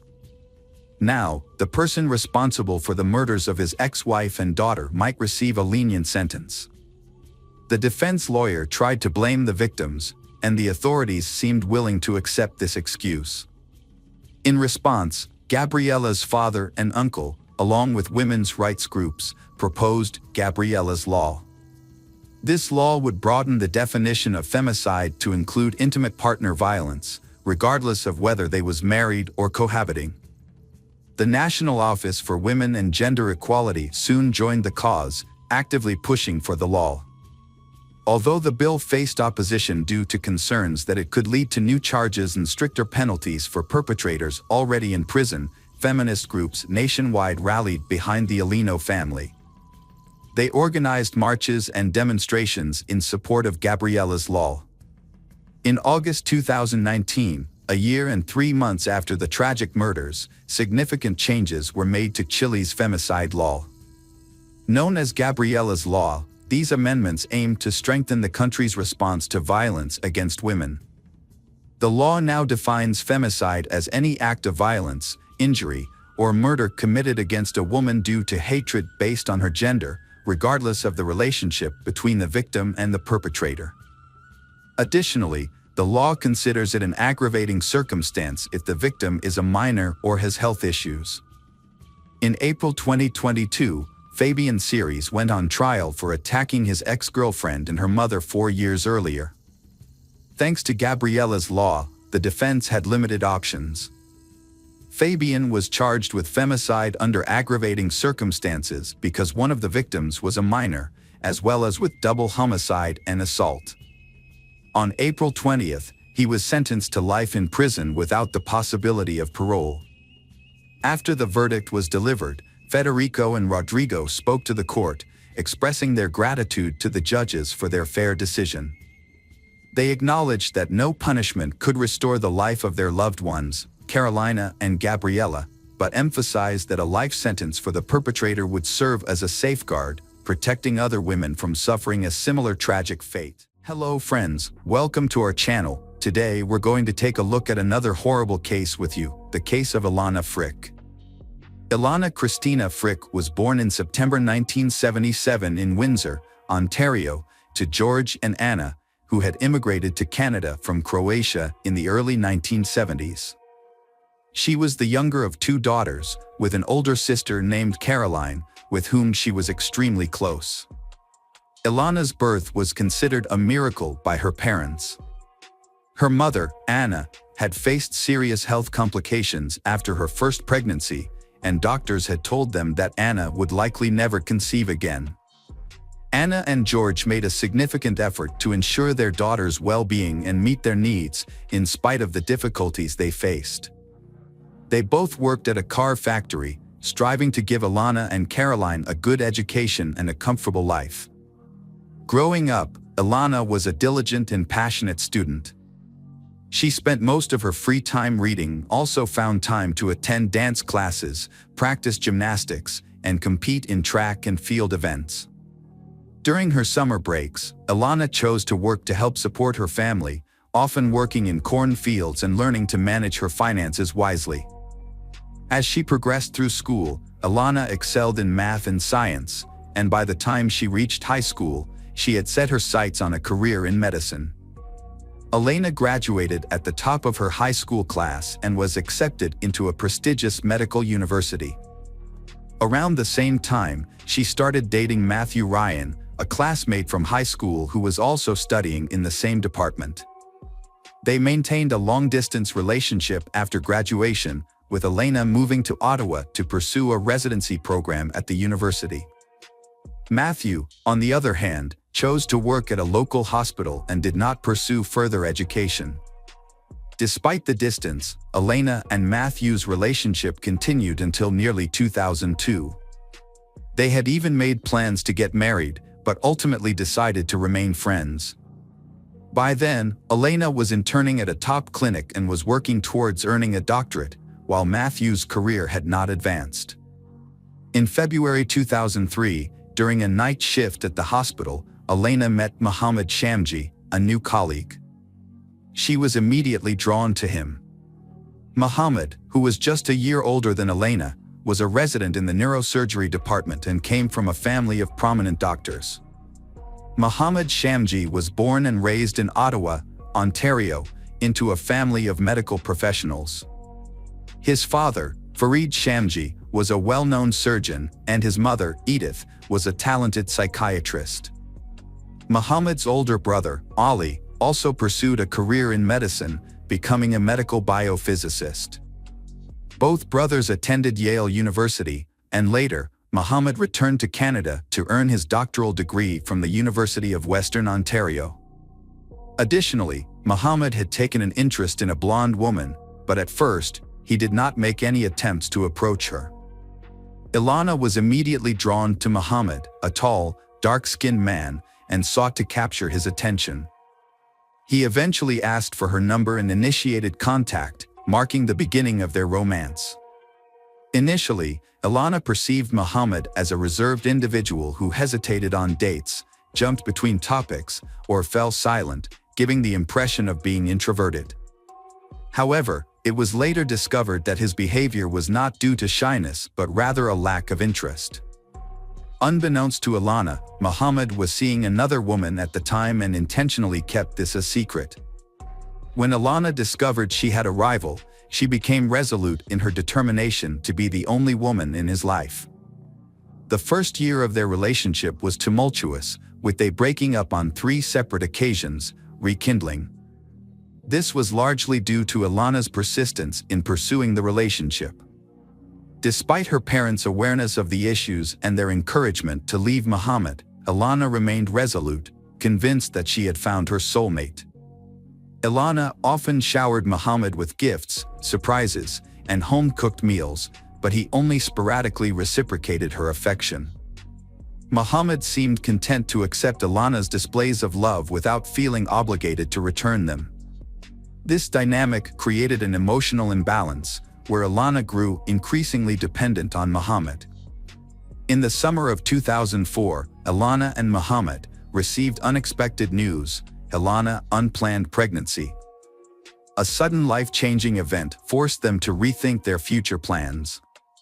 While both were anxious about the news, Muhammad felt a strong obligation to marry Ilana before the baby was born, as is traditional in his conservative Muslim upbringing.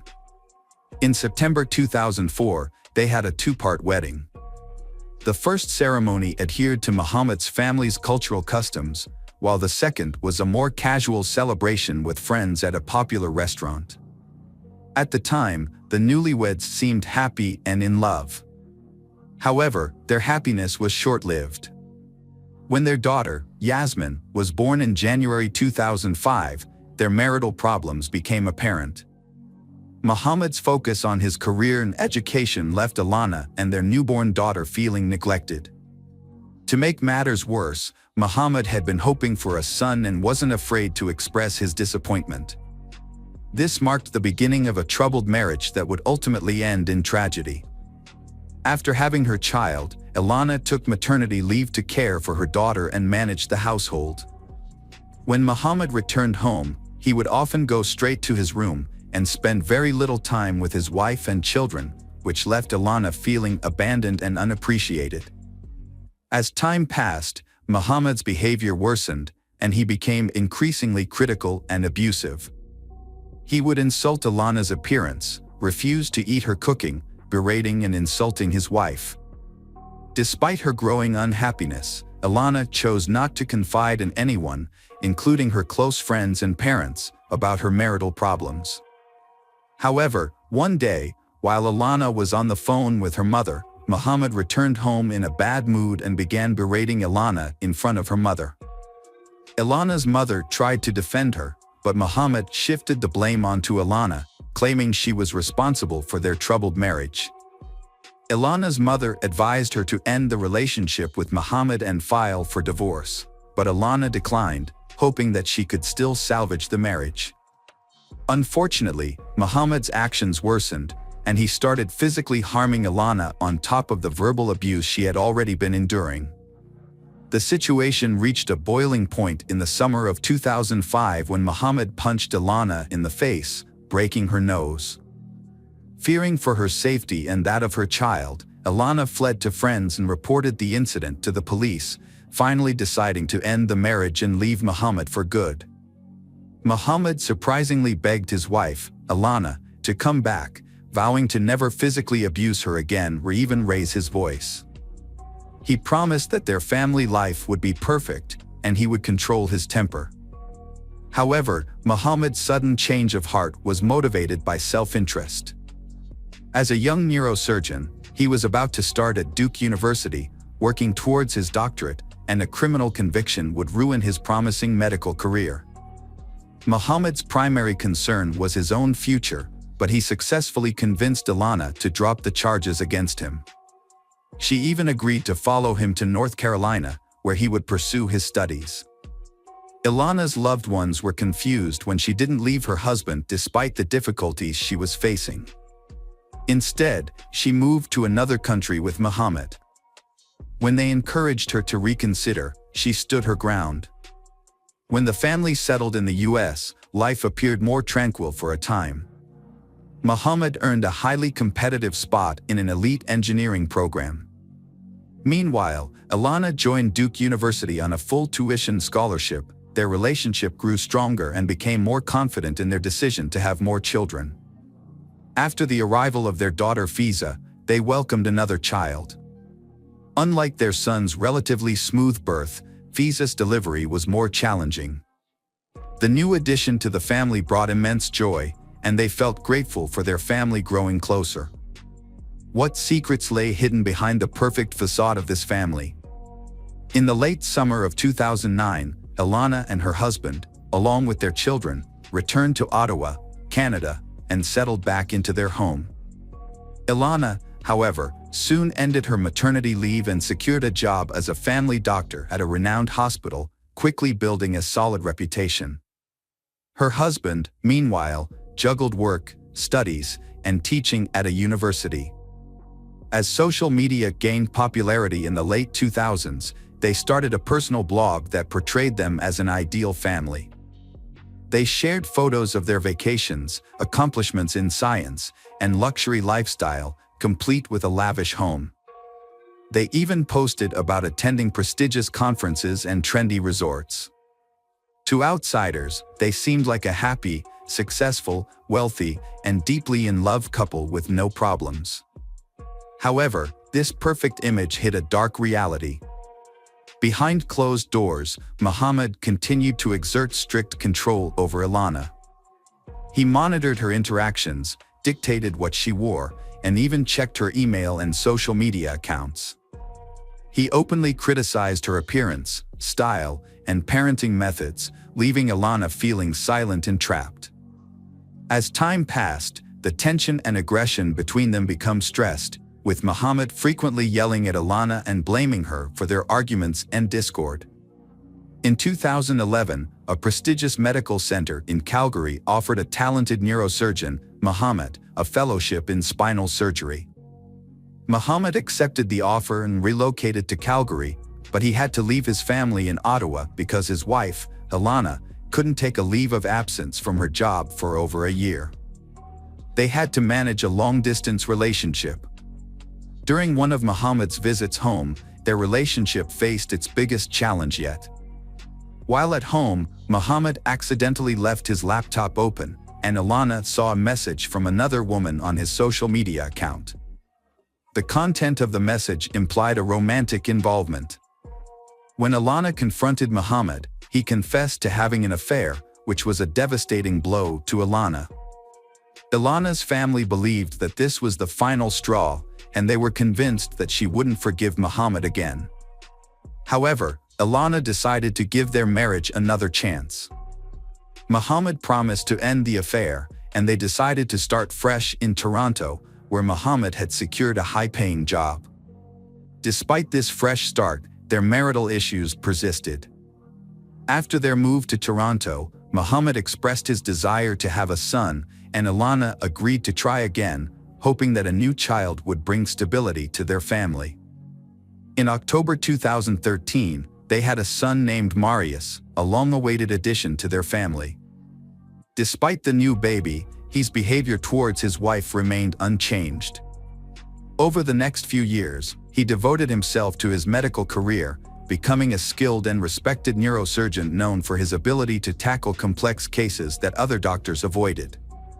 Meanwhile, the wife also advanced in her career, becoming a representative for the Ontario Medical Association. However, the tension between them began to escalate, and his behavior towards his wife became increasingly aggressive. He went beyond verbal abuse, resorting to physical violence against her. During a family ski trip, the wife suffered a deep cut on her arm that required stitches, as well as other injuries. She initially claimed that the injuries were a result of a skiing accident. However, she later confided in her best friend that the injuries were actually inflicted by her husband. Following another heated argument over his latest infidelity, Ilana discovered that her husband, Muhammad, was having an affair with a colleague. After overhearing a suspicious phone conversation, Ilana confronted him, which led to a violent outburst, and he physically abused her. A friend, who was aware of the situation, advised Ilana to end her marriage, but she refused. Her friend jokingly suggested that Ilana should retaliate by having an affair of her own. Although the suggestion was made in jest, Ilana might have considered it a viable option to get back at her unfaithful husband. During the summer of 2016, their relationship continued to deteriorate. Their children were away at camp or staying with their grandparents, leaving Ilana and Muhammad to face their marital problems alone.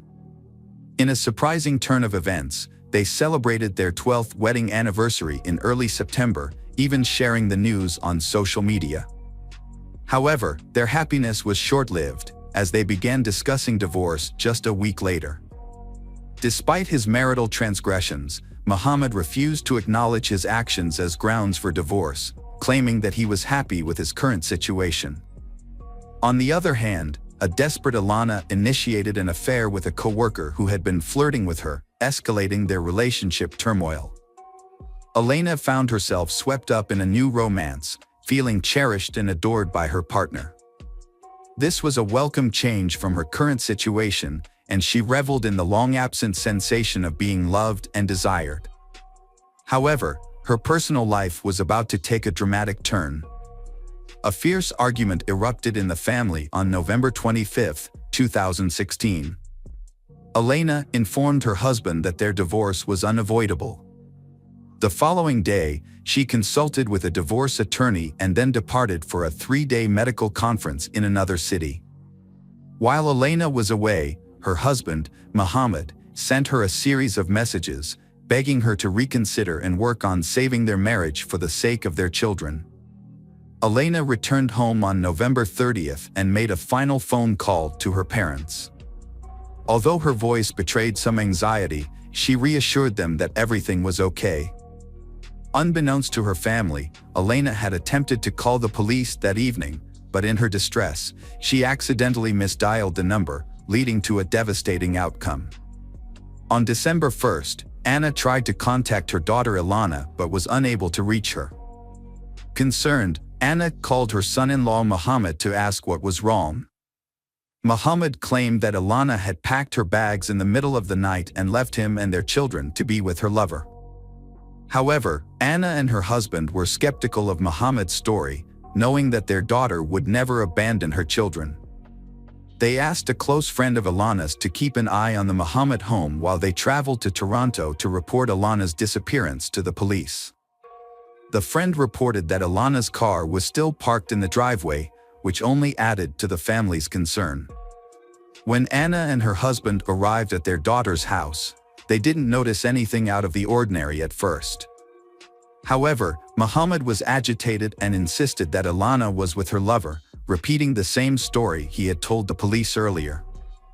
After Ilana was reported missing, a shocking discovery was made. The police found a body inside a suitcase. A man walking his dog by the river on December 2nd noticed a new-looking suitcase under a bridge about 24 miles from the suspect Mohammed's home. His curiosity got the best of him, so he opened the suitcase, discovering the body of a blonde woman. The police were immediately notified, and the body was taken to the medical examiner for identification and analysis. Fortunately, identifying the owner of the suitcase was not difficult because the perpetrator had left the luggage tag attached, which still had her name and travel information from her recent trip. Her parents confirmed the identity as Ilana. An autopsy revealed her cause of death to be mechanical asphyxiation and a broken neck. Additionally, her body showed signs of abuse with multiple bruises and abrasions. Notably, the victim was found dressed in pajamas with no shoes. Considering the victim's position in clothes, it appears she was placed inside the suitcase immediately after her death. The investigation led to the suspect's arrest later that evening at a coffee shop. Evidence indicated he was planning to leave the country. A lawyer accompanied the suspect during his meeting at the time of arrest. However, law enforcement thwarted the escape. Subsequently, Mohammed, the prime witness turned suspect, was arrested, formally charging him with Ilana's first-degree murder.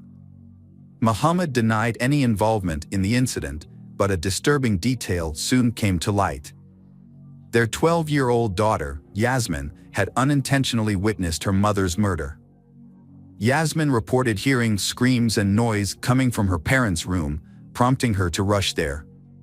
She opened the door slightly and saw her father kneeling behind the bed, while her mother was likely on the floor, out of her sight.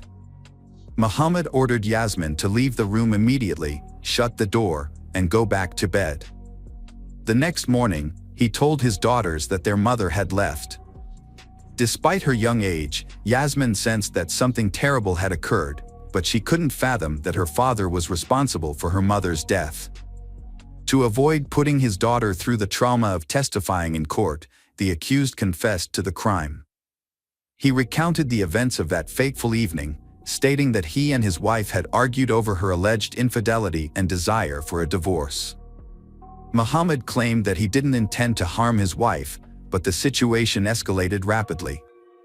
The argument turned violent, and when his wife tried to call the police, he knocked the phone out of her hand. She began screaming, and Muhammad struck her multiple times in the face before pinning her to the floor and strangling her with his hands. Muhammad's daughter entered the room, but couldn't see what had happened behind the bed. By the time Muhammad realized his wife was not breathing, it was too late. In a desperate attempt to revive her, he made a fatal mistake, breaking her neck. Panicked, he placed her body in a large suitcase and drove around for hours, unsure of what to do. Eventually, he stopped at a small bridge over a river and threw the suitcase into the water, hoping the current would carry it away. However, the suitcase got stuck against the bridge's foundation, hidden in the darkness. During the trial of the surgeon, a scandal emerged involving his father, Ferd Shamji. The elderly man made derogatory comments about his deceased daughter-in-law, trying to justify his son's actions by claiming she had been unfaithful and provoked him. As a result, his medical license was revoked. Muhammad was found guilty of second-degree murder in April 2019 and sentenced to life imprisonment. However, he may be eligible for parole in 14 years, considering the time he served during the trial. This means he could be released as early as 2030. Additionally, Muhammad was prohibited from contacting his children or his wife's parents and was ordered to pay them a substantial amount of compensation. His medical license was also permanently revoked, preventing him from practicing medicine or teaching again. The children who have lost their parents are now being cared for by Ilana's parents. Hi there, investigators. It's time to uncover the truth behind another case. The case of Callie Ann Poulton. Callie Ann Poulton was born on September 20, 1989, in Rochester, New York. As an only child, she received all the love and attention from her parents. However, when Callie turned 3, her parents decided to divorce, and she stayed with her mother, Judy. Despite the divorce, Callie's father maintained a good relationship with Judy and regularly visited his daughter. After the divorce, Judy moved to a quiet suburban apartment complex in Rochester. Although Callie's father helped with childcare, Judy faced financial difficulties. To make ends meet, she took on a part-time job delivering magazines to her neighbors. Her goal was to save enough money to take Callie on a trip to Disney World the following summer. On the evening of May 23, 1994, Judy was preparing for her delivery shift. She was at home, inserting leaflets into the magazines, when Callie asked to go for a walk. It was an evening, and Callie wanted to ride her tricycle. Judy checked outside and saw other children playing in the yard, so she allowed Callie to go out for a short time, instructing her to stay within the yard. Callie ran outside with her tricycle, and Judy planned to finish preparing the magazines and then take Callie to McDonald's after completing her delivery route. Judy stepped outside with the magazines, intending to call out to her daughter Callie, but Callie was nowhere to be seen. Judy looked around the yard, called out her daughter's name, but there was no response. She searched the yard and then the surrounding complex grounds, but Callie was gone. Usually, when Callie rode her tricycle, the creaking of its wheels was noticeable, but now there was silence. As Judy's panic grew, she began to cry out for her daughter, drawing the attention of the neighbors. They joined her in searching for Callie, but no one had seen Callie. The complex was heavily wooded, and a fence separated the houses from the nearby highway, making it unlikely that Callie could have wandered off on her own. Judy knew that Callie was only allowed to ride her tricycle in their yard, and Callie had always obeyed her mother before. It was also unlikely that Callie could have gone far on her small bike without being seen. With each passing minute, Judy's fears grew, and she decided to call the police. The officers arrived quickly and began a thorough search of the complex. As the search continued, officers went door to door, asking if anyone had seen Callie. Police suspected that Callie was still in the complex and they believed the suspect was likely a resident of the complex. It would have been difficult for an outsider to get inside, kidnap Callie, and drive away without being noticed. To assist in the search, residents of the 300-apartment complex voluntarily allowed police to enter their homes. In case there was no one in the house, the complex manager used the spare key to search. Unfortunately, searching each apartment yielded no results. Callie and her bike were not found. After an all-night search, the case was reclassified as a kidnapping at around 4 a.m. A specialist unit took over the case and detectives questioned Judy about possible enemies. They asked Judy if Callie's father was involved, but Judy ruled this out and said he had no motive. Detectives also asked if Judy had noticed anyone suspicious among the residents. She mentioned Mark, a 22-year-old man who had just moved in with his wife and young son. Judy noticed Mark's behavior was unusual. Judy and Mark spoke briefly a few times, and during one conversation, Mark commented that Callie was beautiful. Although Judy had heard similar comments from others, Mark's tone made her uncomfortable. What really caught her attention, however, was when Mark added that he had spied on all the little girls in the complex and that Callie was the most beautiful. Judy became increasingly wary of Mark after their conversations, and she made an effort to limit her interactions with him. Even though they still occasionally crossed paths in the yard. One conversation in particular raised her suspicions. Mark asked Judy if Callie would tell Judy if someone tried to touch her. Judy found this question alarming and quickly ended the conversation. As a result, she no longer allowed Callie to play with Mark's son, even when she was present. During her conversation with detectives, Judy recalled a detail that had previously seemed insignificant. When she was searching for Callie, she had asked Mark if he had seen Callie, and he claimed he did. Judy also noticed that Mark's sneakers were missing their laces, but at the time, she was too worried about Callie to think much of it. The detectives brought Mark in for questioning, and he denied any involvement in Callie's disappearance. He even agreed to take a polygraph test, which he passed. However, Judy's own account provided Mark with an alibi, as she had seen him on the playground with his son at the time she was searching for Callie. The police also searched Mark's apartment but found no sign of Callie or her bicycle. As a result, Mark was no longer considered a suspect, and the investigation continued without any leads. The police investigation into Callie's disappearance began by questioning her mother, Judy, as a standard procedure. Judy cooperated fully, answering all their questions, but she found it distressing that the police were focusing so much on her when they had no other leads.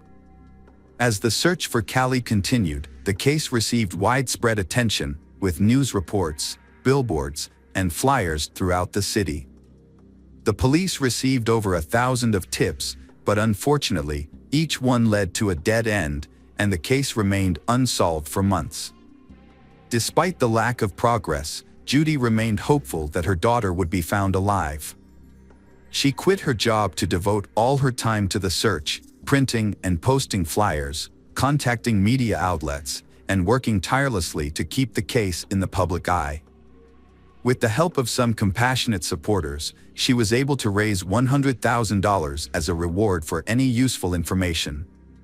Judy's efforts led to national television coverage, including appearances on The Oprah Winfrey Show and a popular TV show about unsolved crimes. Judy also partnered with local businesses to distribute flyers in their offices, establishments, and on commercial vehicles. She even convinced 2 airlines to include the flyers in ticket envelopes. Although these efforts generated new leads, the police were unable to make any significant progress in solving the case. The turning point in the case occurred when a woman called the police on August 9, 1996 to report a serious argument with her husband. She was tired of his strange behavior and wanted a divorce. In an attempt to persuade her to stay, the husband confessed to a shocking crime: he had killed Callie. The woman was stunned and immediately called 911 and revealed her husband's identity to the police.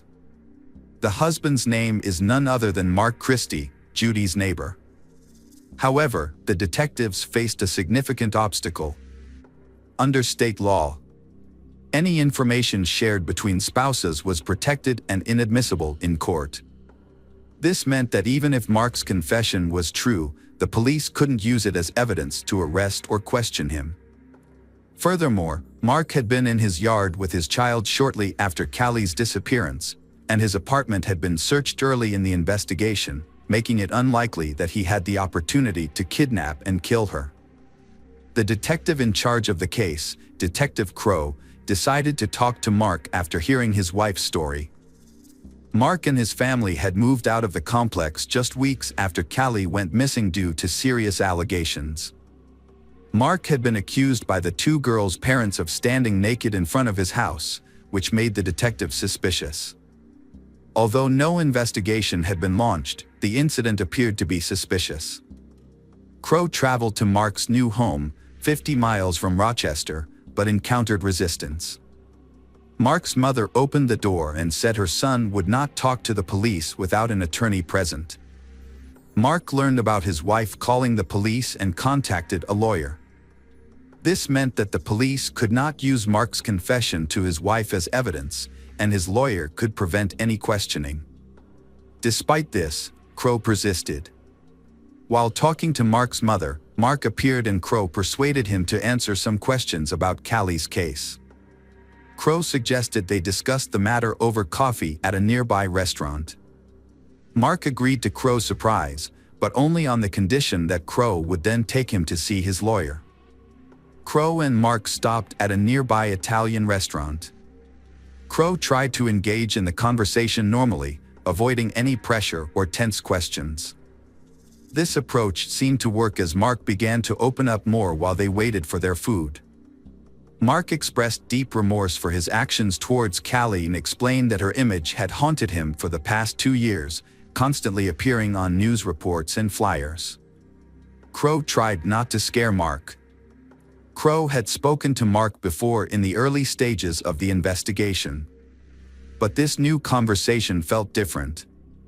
Crow believed that Mark was feeling proud of having avoided capture, so Crow decided to appeal to Mark's ego. Crow told Mark that Mark was actually smarter than the entire investigation team, and Mark responded by saying that he didn't want to sound boastful, but his method of handling the bike was actually very smart. Mark offered to share details about how he got rid of the bike, but only on the condition that Mark wouldn't discuss anything else. Crow maintained a friendly and non-threatening tone, reassuring Mark that he was in control of the conversation and could share as much or as little as he wanted. Mark said that Callie's tricycle had been in his apartment 3 days after she went missing. Mark knew that the police would probably search every apartment without a warrant when a child was in danger, but Mark found a loophole in the law. Although police could search for a missing child, they were not allowed to search for physical evidence. This meant they could only test spaces that were large enough for a child to fit. To hide the bike, Mark decided to disassemble it and hide the bike's parts in small and hard-to-reach areas of his apartment. He wrapped some parts in clothes and put them in the closet, and put other parts in small bags and took them out to the car. He then dumped the pieces in various locations far from home. Meanwhile, the police were stationed at the exit of the complex, checking each car, but since they were only looking for Callie, the small bags containing the bike parts did not arouse any suspicions. Detective Crow saw an opportunity to get a full confession from Mark. Crow took a sympathetic approach, suggesting that Callie's death may have been an accident and not Mark's fault. Mark asked about the sentence he could face, and Crow estimated it could be about 25 years. Mark felt this was unfair, as it meant he had to spend half his life in prison and away from his family. He also mentioned that he had lived with guilt for 2 years, implying that this should be taken into account when sentencing. Despite Mark's questionable logic, Crow continued to encourage Mark to confess, suggesting it would bring him relief.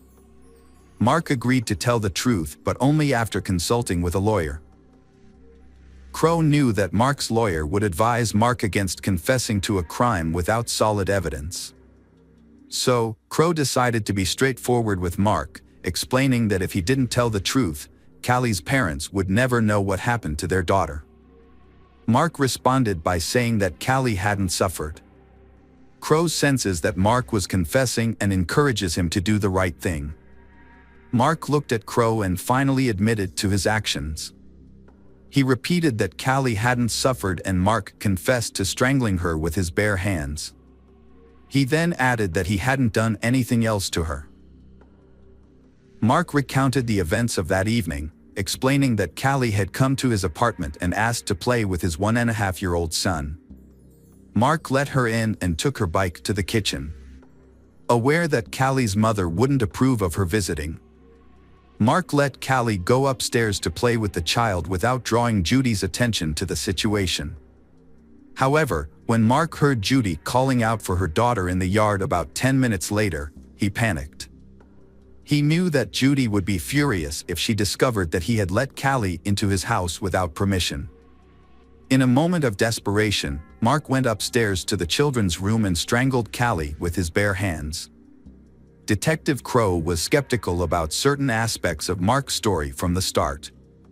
It seemed more plausible that Mark had lured Callie into his apartment under false pretenses, taking advantage of his wife's absence at work.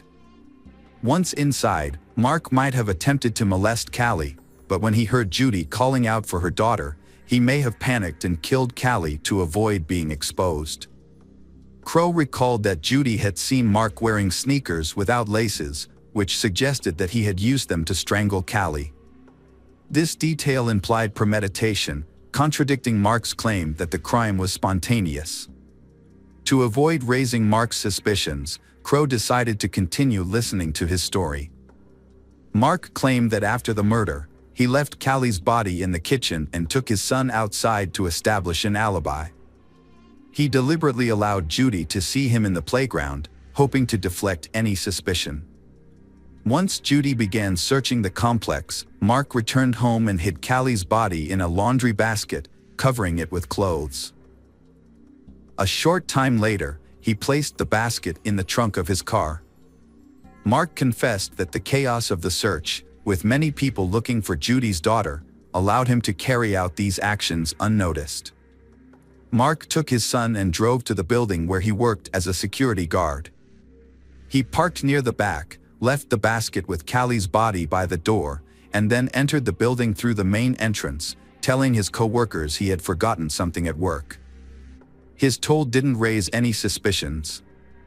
So he made his way to the back door, which he opened from the inside, and retrieved the basket. Mark then climbed onto a large tank containing liquid coolant, opened the top, and dropped Callie's body into it after tying a heavy metal object to her. He got rid of Callie's clothes but left her earrings on. After disposing of the body, Mark returned home and joined the neighbors in searching for Callie. By doing so, he had already removed the body from the complex before the police became involved, and no one suspected anything. At the end of his confession, Mark expressed regret for killing Callie, stating it was a mistake. Crow paid for their food, and Mark left a $2 tip before willingly going with Crow to the police station, where he was arrested for murder. When Mark's lawyer found out about the confession, he attempted to retract it, but the attempt was unsuccessful. This was because Mark had provided the information willingly, and Detective Crow had followed proper procedures. As a result, the police went to Mark's workplace, opened the tank, and made a gruesome discovery. Even after 2 years, the victim's body was still inside. Due to the advanced state of decomposition, experts were unable to determine the cause of death or gather any further information. They confirmed the identity of the remains, which was none other than Callie. Mark admitted his guilt to the judge and received a minimum 25-year prison sentence, just as Detective Crow had predicted. Although Mark's lawyer managed to have the kidnapping charges dropped, he was still convicted of murder. However, Mark's case took a surprising turn in 2010. The police reopened a 1988 case involving the brutal murder of 74-year-old Viola Manville, who was killed while walking in a Rochester suburb. At the time, Mark was just 16 years old and was considered a suspect, but he passed a polygraph test, showing no signs of deception. As a result, another man, Frank Sterling, was arrested and eventually confessed to the crime after a lengthy overnight interrogation. Years later, Frank tried to appeal his sentence, claiming that the police had coerced his confession and that he was disoriented by the end of the interrogation. However, his appeals were unsuccessful until 2010, when the case was reopened and new evidence was sent to the lab. DNA analysis revealed the suspect's DNA matched not Frank's, but Mark Christie's. Mark, 39 at the time, admitted to murdering Viola in 2011 and received an additional 28 years in prison. Despite his confession, he showed no remorse and never revealed his motives for the crime. Meanwhile, Frank was finally released from prison after 19 years of wrongful imprisonment. He went on to sue the authorities and was awarded nearly $10 million in 2014. However, his life was cut short when he died of a heart attack in 2017 at the age of 54. Mark is currently serving his sentence in prison, but he may be eligible for parole in the near future. It's unclear whether he will be released, and his case serves as a reminder of the importance of thorough investigations. If the investigators had not mistakenly focused on Frank and coerced a false confession, Mark might have been caught earlier and possibly prevented from committing another crime, the murder of Callie. Hi there, investigators. It's time to uncover the truth behind another case, the case of Doreen Herbert. Doreen Herbert was born on November 29, 1952, in California. She grew up in a very large family of 5 children.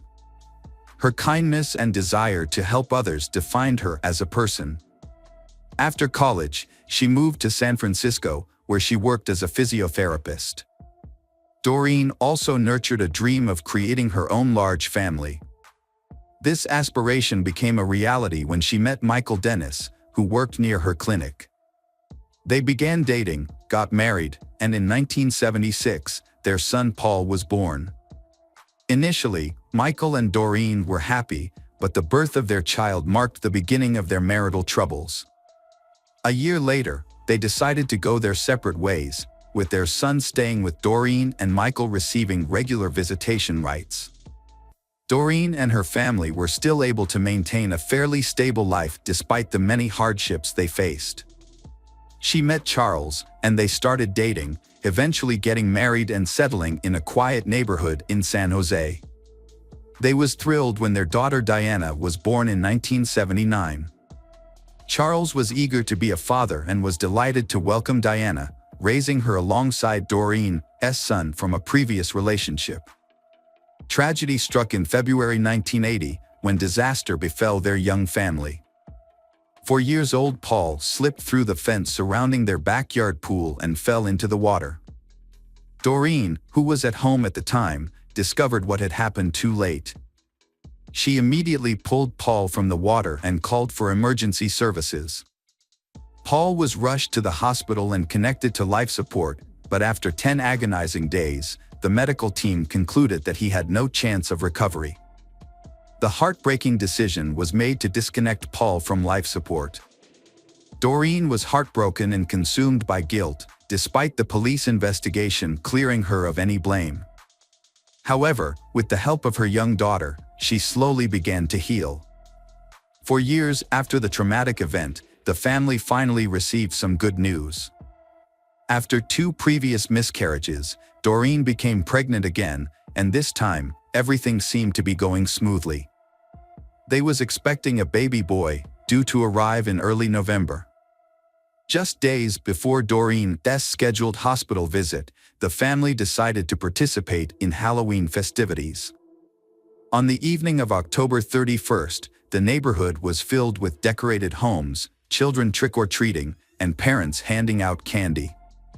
Diana, now 4 years old, was excited to join in and her parents agreed. Although Doreen was 9 months pregnant, She accompanied her daughter on the trick-or-treating adventure, while Charles stayed home to hand out candy to other children. Charles and his wife, Doreen, had returned home from taking their daughter trick-or-treating. Just before 9 p.m., noticing they were running low on candy, Charles decided to make a quick trip to the nearby store to restock. At around 8:50 p.m., he left the house, leaving his wife and daughter behind. 15 minutes later, he returned home to find the front door slightly ajar, which seemed suspicious. As he entered the house, he was met with a horrific scene. His wife, Doreen, lay on the floor in the corridor, surrounded by a large amount of blood and showed no signs of life. Charles immediately called 911. In the living room, he then found the body of their unborn child. Charles was in shock, struggling to comprehend what he was seeing. At first, he wondered if Doreen had had a miscarriage, but he quickly realized that something much more serious had happened. Next to their unborn child lay Doreen's best severed hand, making it clear to Charles that his family had been attacked. Fearing for his daughter's safety, he frantically searched for her.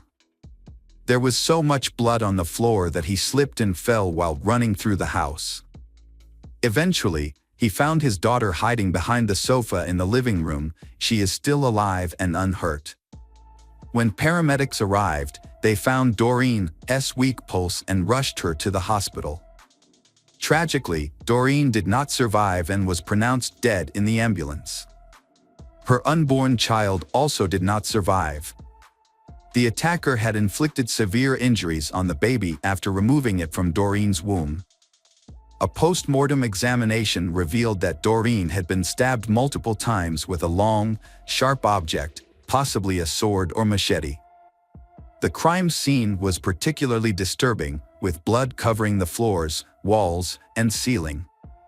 Police officers at the scene were deeply affected by what they witnessed. Despite a thorough search of the house, no signs of the perpetrator or any evidence were found. However, investigators did discover bloody footprints leading from the house to the middle of the road, suggesting that the killer may have escaped in a vehicle. Soon, investigators found another crucial piece of evidence on the lawn in front of the house, a wolf mask covered in blood. They believed it might belong to the killer, as Charles reported they didn't own such a mask. The evidence was sent to the laboratory for analysis. And police attempted to question Diana, who was the only witness in this incident. Although shaken and in complete shock, Diana provided valuable details about what happened. She explained that shortly after her father left for the store, someone knocked on their door. When Doreen answered, she saw a man wearing a wolf mask and holding a long blade. He threatened to kill her, and Doreen immediately screamed at Diana to run out of the house. Diana hid behind the sofa but couldn't recall what happened next until her father found her. Initially, the police found it suspicious that the victim's husband, Charles, had left for the store just minutes before the killer arrived. This coincidence led investigators to consider him as a potential suspect. When Charles returned home, he unknowingly stepped on blood multiple times, even falling and getting covered in it. Despite this, Diana was unable to help identify the attacker due to the wolf mask. Police initially considered the possibility that Charles might have intentionally gotten blood on his clothes to create an alibi. However, detectives quickly discovered several inconsistencies in this theory. Firstly, Charles's shoes did not match the bloody footprints found on the street. Secondly, the killer likely escaped in a car parked in front of the house, but no blood was found in Charles's vehicle, nor was a different pair of shoes discovered. To investigate further, police went to the store that Charles had visited that evening and spoke to the staff there. They confirmed that Charles had indeed purchased candy from him. This established an alibi for Charles, as he didn't have enough time to commit the murder. Surveillance footage from the store supported Charles's account, leading detectives to temporarily rule him out as the prime suspect. They then asked Charles if he knew of anyone who might want to harm his family. Charles immediately pointed out Michael, Doreen's ex-husband. According to Charles, Michael's behavior changed dramatically after the death of their son, who had drowned in the pool. Michael blamed Doreen for the boy's death, believing she had deliberately killed Paul to cut ties with him. Michael filed a lawsuit against his ex-wife Doreen, holding her responsible for the death of Paul, but lost the case. Their marriage had been troubled even before their divorce. After the birth of their son, Michael's behavior became increasingly erratic, often withdrawing into depression and distancing himself from his family. Doreen suspected that Michael's childhood traumas were to blame. As a child, Michael had hearing problems and wore a bulky hearing aid, which earned him constant teasing from his peers. This led to him growing up as an introvert with few friends and a fear of interacting with women. Although his relationship with Doreen seemed to have helped him overcome these issues, they eventually resurfaced and contributed to their decision to divorce. When Doreen married Charles, Michael began to resent her, particularly for the fact that another man was raising his son. These feelings became even worse after Paul's death, made Michael hate his ex-wife even more. Michael has also been unemployed for a long time, which had a significant impact on him. After considering this information, the detectives decided to visit Michael's house to speak with him. Although Charles's statement alone was not enough to make Michael the main suspect, the fact that Michael lived only 2 miles from Doreen's house prompted the detectives to pay him a visit immediately. The officers arrived at Michael's home around midnight and noticed a pickup truck parked near the garage. When police shined their flashlights on Michael's car, they saw blood on the steering wheel and keys. They knocked on the door, but no one answered. Lights were still on inside the house and they could hear running water, leading them to suspect that Michael might be destroying evidence or washing bloody clothes. They continued knocking until Michael opened the door. Michael remained calm, even after being informed Doreen's murder. Michael answered the officers' questions calmly and allowed them to enter his house without a warrant. He claimed that he had gone to the store earlier that day, returned home, and hadn't left since. He even agreed to sign a form allowing the police to search his home. However, as he reached for the pen to sign, officers noticed a deep cut on his right hand. Michael explained that he had accidentally cut himself while carving a pumpkin for Halloween, but the police were skeptical of his story. The wound was fresh, with blood still seeping out. As officers searched the house, Michael accompanied one of them upstairs to retrieve his ID. However, when Michael reached for the bed headboard, the officer intervened, sensing suspicious behavior. Why would Michael store his documents behind the bed? Curiosity led the police to conduct a deeper investigation. Upon approaching the bed, they spotted a holster attached to the headboard, containing a loaded gun. The officer confiscated the weapon and escorted Michael downstairs to the other officers. Meanwhile, the officers discovered a trail of blood droplets leading from the house to the garage. And they found a washing machine and a pile of clothes with bloodstains. This evidence is enough to arrest Michael. A thorough search of the house by detectives and forensic experts followed, seeking evidence that might link Michael to the murder. Although the blood analysis would take a few days, the police made some disturbing discoveries. They found an empty box for an 18-inch machete. Medical experts confirmed that the wounds from this knife matched the actual wounds found on Doreen's body. During the investigation, police found 2 makeshift coffins in Michael's house, leading them to believe that he was planning to harm his ex-wife, Doreen, and her husband. The presence of medical body bags at his home was also suspicious. As detectives pieced together the evidence, they went to a judge to request a warrant for Michael's arrest. However, due to a lack of concrete evidence, they were initially only able to hold him for a limited time. When the judge refused to issue an arrest warrant, citing insufficient circumstantial evidence to convict Michael, he was released from prison. But detectives eventually got vital information from the autopsy results. Experts discovered that the crime scene had blood from 2 individuals. One blood type was identified as Doreen's, and the other was Michael's. This evidence suggested that Michael had likely injured himself while attacking Doreen. With this new evidence, the judge quickly issued a warrant for Michael's arrest, charged him with the murder of Doreen and her unborn child. In addition, detectives discovered that Michael owned a wolf mask identical to the one found near Doreen's house the previous Halloween. Further inquiry revealed that Michael had worn the mask to a party, and a photograph of him wearing it was even obtained by police. To validate this, detectives searched Michael's home and found the same clothing he wore in the photo. To search for new clues to the case, the police interviewed Doreen's neighbors about the incidents that happened that night. Several children who were trick-or-treating reported seeing a man wearing a wolf mask standing across from Doreen's house, eyeing it intensely. This sighting occurred around 7 p.m., a full 2 hours before the murder. Michael's trial commenced in July 1988, 4 years after the crime. He initially pleaded guilty but later changed his plea to not guilty by reason of insanity. A psychologist evaluated Michael and diagnosed him with severe mental health issues.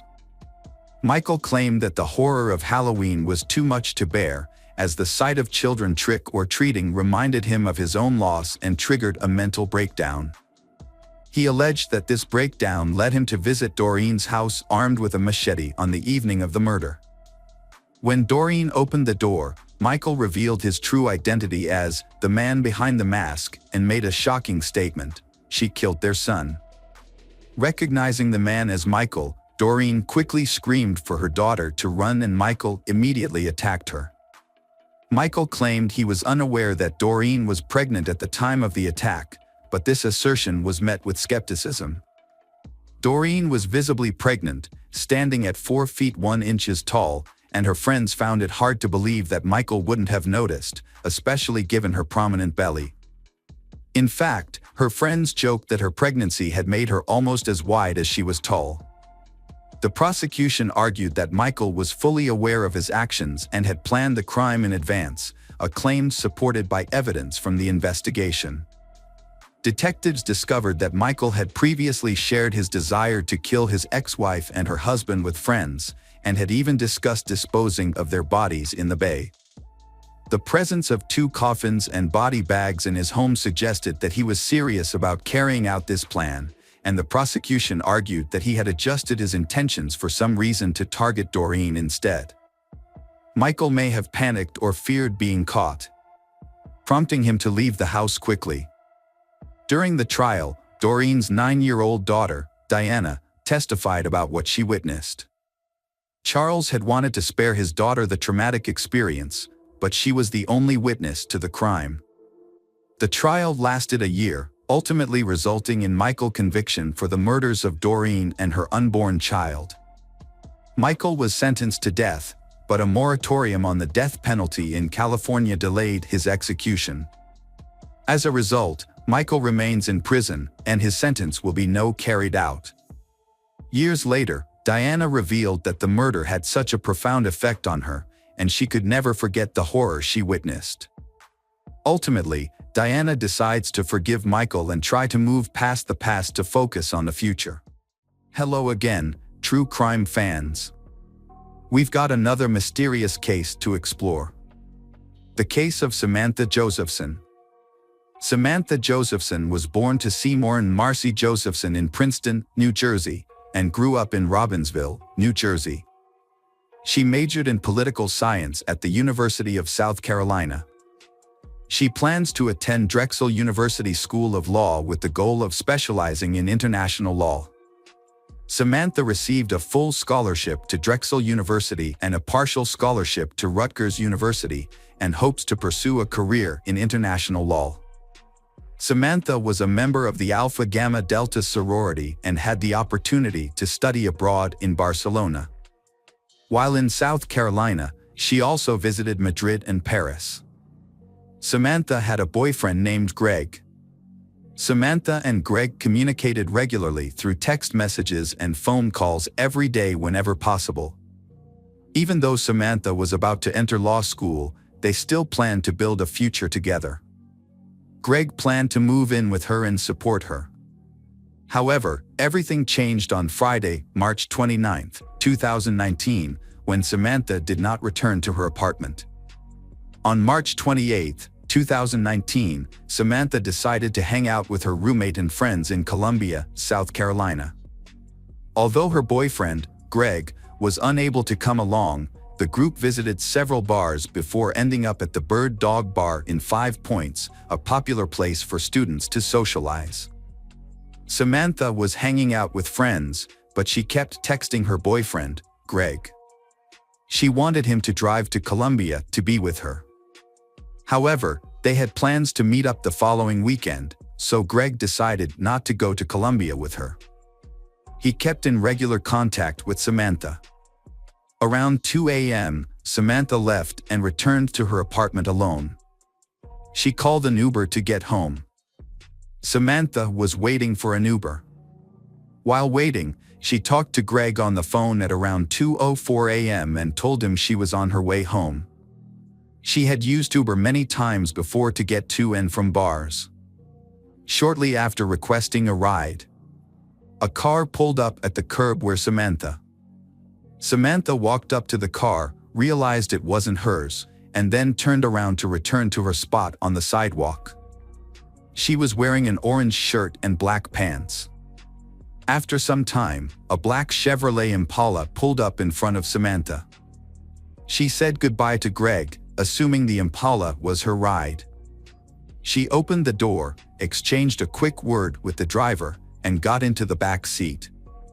The car sped off immediately. Meanwhile, the actual Uber she had ordered arrived at the pickup location, but the driver couldn't find Samantha and eventually canceled the request and left. The black Chevrolet Impala circled the area several times before targeting Samantha. This behavior suggests that the driver was aware of the college students who congregated on 5 Point streets after the bars closed, waiting for the car to leave. Meanwhile, Samantha's boyfriend, Greg, had been tracking her movements using the Find My Friends app to make sure she got home safely. He noticed that she was moving in the opposite direction of her apartment, which initially did not raise any concerns because he thought she might be visiting a friend. However, when he texted her to check in, he received no response. Greg tried calling Samantha, but she didn't answer. He sent her multiple texts, but they showed up as delivered, not read. This meant Samantha wasn't reading his messages.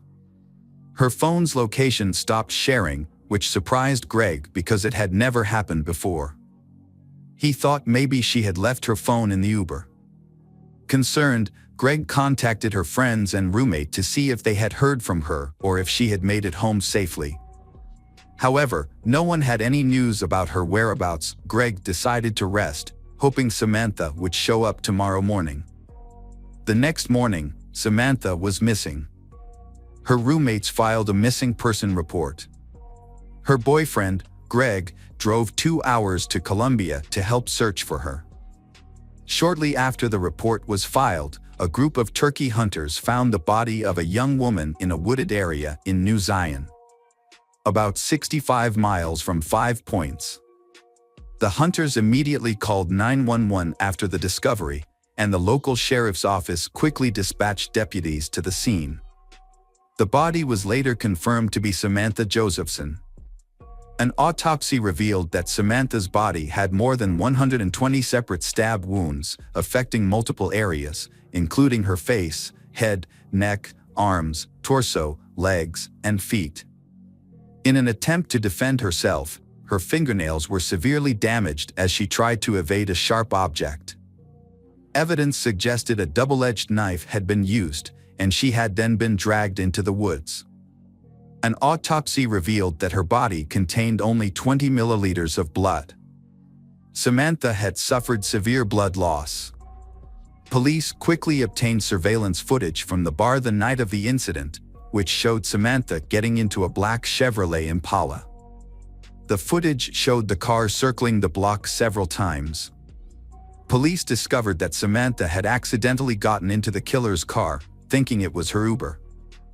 The Uber that Samantha had called arrived a short time later. However, when the driver realized that Samantha was not there, he canceled the ride and left. Police believe that the suspect may have used a childproof lock to lock her inside, as when the childproof lock is on, the doors can only be opened from the outside of the car, so Samantha would not have been able to get out at that point. A description of the vehicle was released to the public in hopes of identifying the perpetrator, and shortly after, police spotted a black Chevrolet Impala during a 3 a.m. patrol on March 30th, while patrolling the area where Samantha was abducted. When the police stopped the car, the driver immediately jumped out and started running. After a short chase, he was arrested. When police checked his ID, they discovered that the man arrested was Nathaniel Rowland, 24, of New Zion. During a search of the vehicle, patrol officers discovered a child car seat in the back, surrounded by blood stains. This discovery prompted them to call for backup, as police suspected it was a crime scene. Homicide detectives were called to investigate and conducted a thorough search of the vehicle. They discovered multiple blood stains on the passenger seat and in the trunk, as well as a bloody footprint on one of the rear windows. Samantha's cell phone was found on the floor of the car. Police later discovered that Nathaniel had tried to sell it to a pawn shop earlier that day, but he had refused their offer of $125 and left the phone in the car. Police also found that the child locks were activated, which Nathaniel had used to lock Samantha inside. Several cleaning products, including bleach, window cleaner, and antibacterial wipes, were found in the car. Nathaniel had cleaned his car, but there was still a trace of blood in the car. During questioning, Nathaniel repeatedly denied any involvement in the kidnapping and murder of Samantha Josephson, despite the overwhelming evidence against him. He maintained his innocence. Police searching Nathaniel's body discovered traces of Samantha's DNA under his fingernails. However, no DNA from Nathaniel was found on Samantha's body. Police pieced together the evidence and speculated that Samantha was the victim of a sudden and violent attack. The fact that the child-proof locks in the car were still active at the time of Nathaniel's arrest led them to conclude that he must have activated the feature as soon as Samantha got into the car. Nathaniel suddenly stabbed her multiple times with a double-edged knife. Taken by surprise by the brutality of the attack, she struggled to fend off the blows, which explains the multiple stab wounds to her hands and the severe damage to her fingernails. Samantha was attacked by Nathaniel, who scratched Nathaniel's hand, leaving skin cells under her fingernails as evidence. After the attack, Nathaniel drove to a remote road in New Zion and dumped Samantha's body in the nearby woods. Upon returning home, Nathaniel posted on social media, acting as if nothing unusual had happened. Nathaniel's neighborhood is minutes away from where Samantha's body was found. A background check on Nathaniel showed that he attended South Carolina State University in 2017.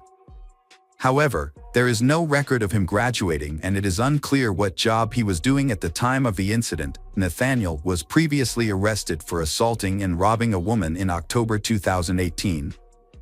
Police searched Nathaniel's girlfriend, Maria Howard's apartment in New Zion, where he was living.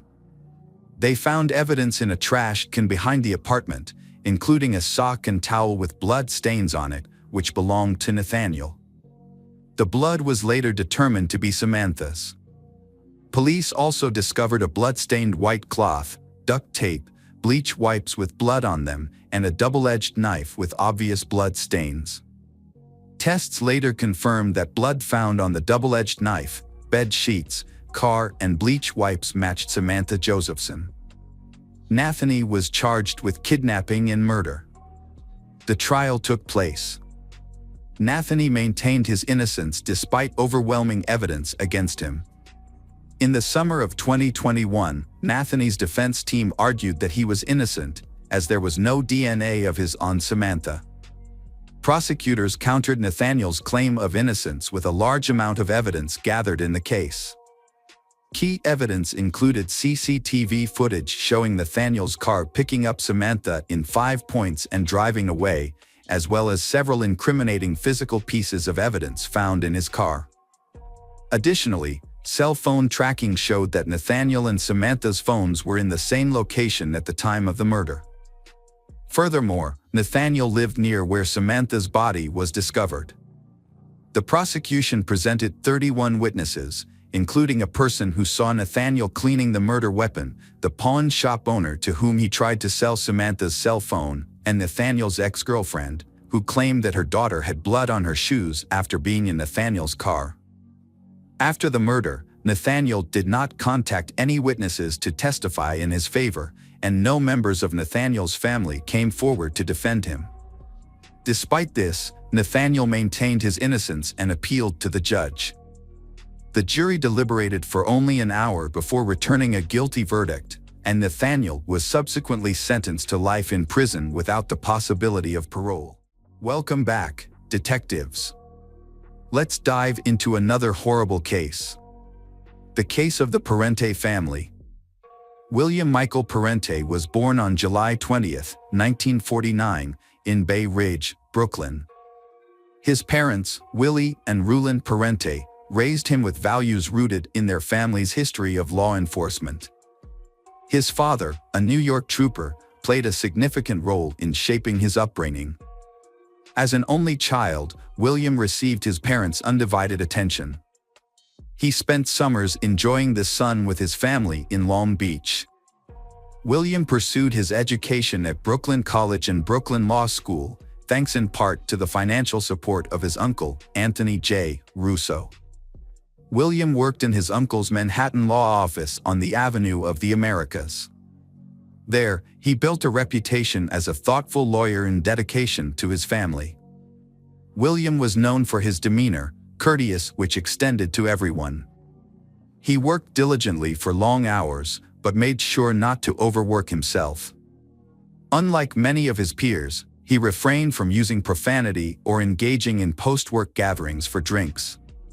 His disciplined lifestyle and commitment to kindness set him apart in the legal community. Even on difficult days, William maintained his composure and treated everyone with respect.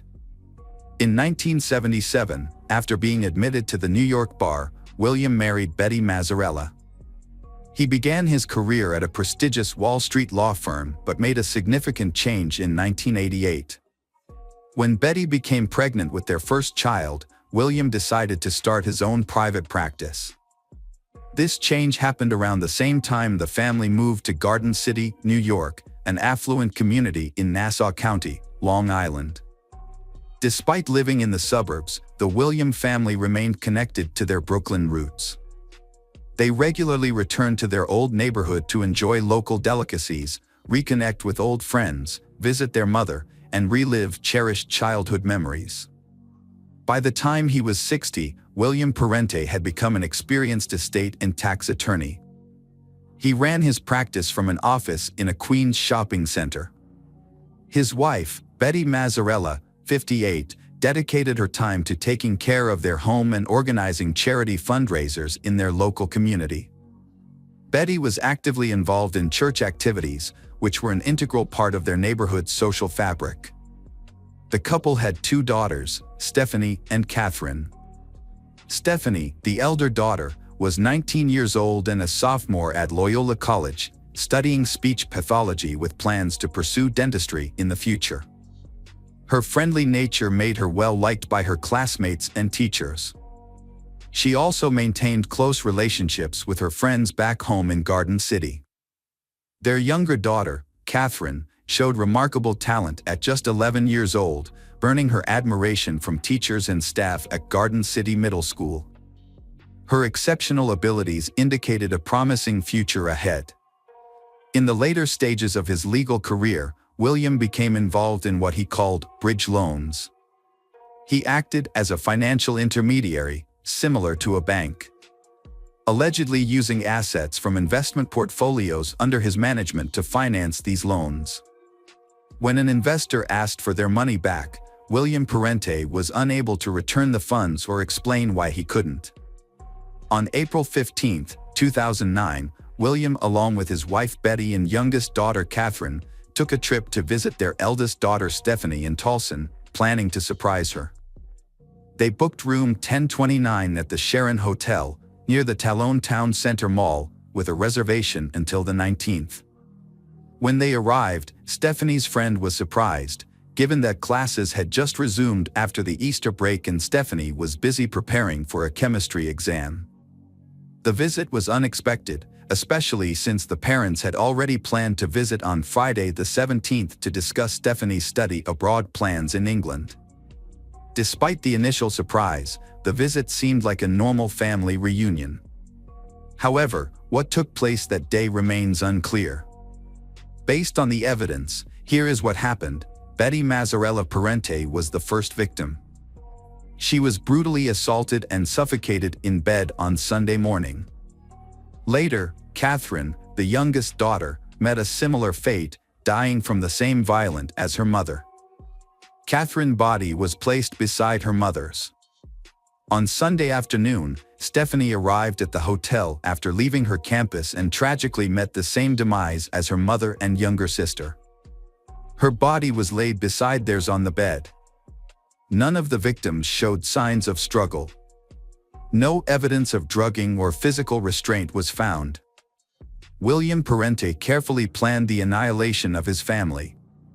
On that somber Sunday, around midnight, one of Stephanie's close friends and roommates grew worried about her absence from their dorm room. After hours of worrying, the roommate called the hotel room phone to reach Stephanie. The roommate knew Stephanie planned to return to the dorm to study for final exams, so they were surprised when William Parente, Stephanie's father, answered the call. William explained that Stephanie was staying at the hotel with family. The roommate accepted this excuse and ended the call, unaware that Stephanie was already dead. Later, the roommate thought back on the conversation and remembered that William's tone seemed unusual. On Monday morning, William Parente ended his life by using a knife he had bought at a nearby mall. He inflicted fatal injuries on himself in the hotel bathroom. When the family failed to check out, hotel staff became concerned.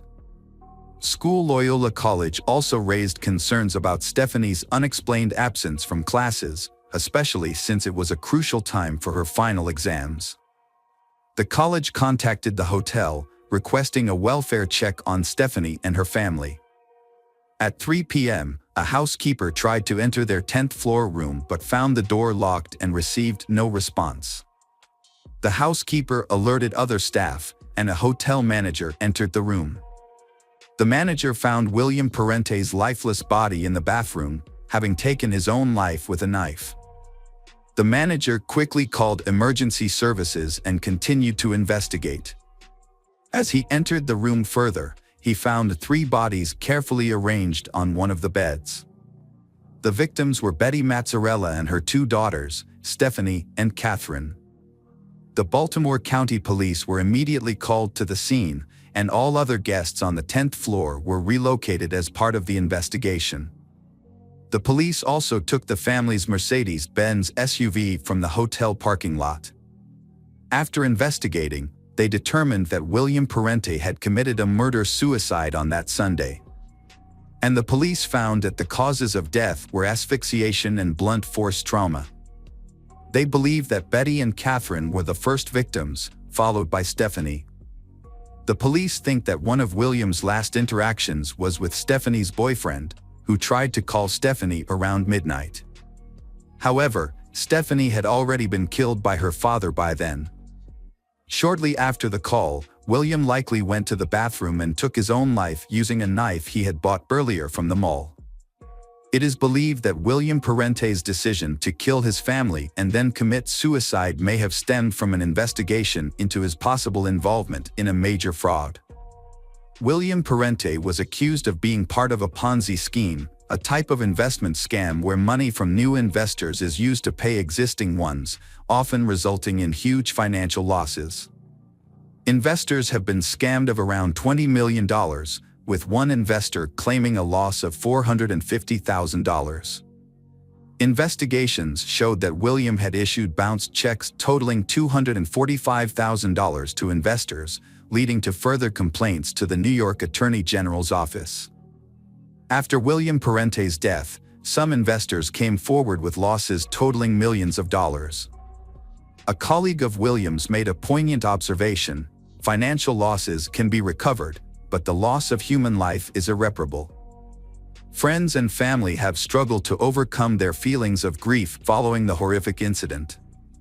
A memorial service was held at Loyola College on Monday night to honor Stephanie's memory.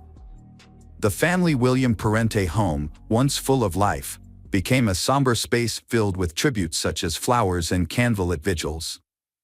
A funeral service was held at St. Joseph's Church in Garden City to commemorate Betty and her daughters. According to reports, Catherine's middle school classmates were transported by bus to attend the service. Stephanie's college peers made a significant effort to join, driving from Talon and arriving as early as 4 a.m. for the morning ceremony.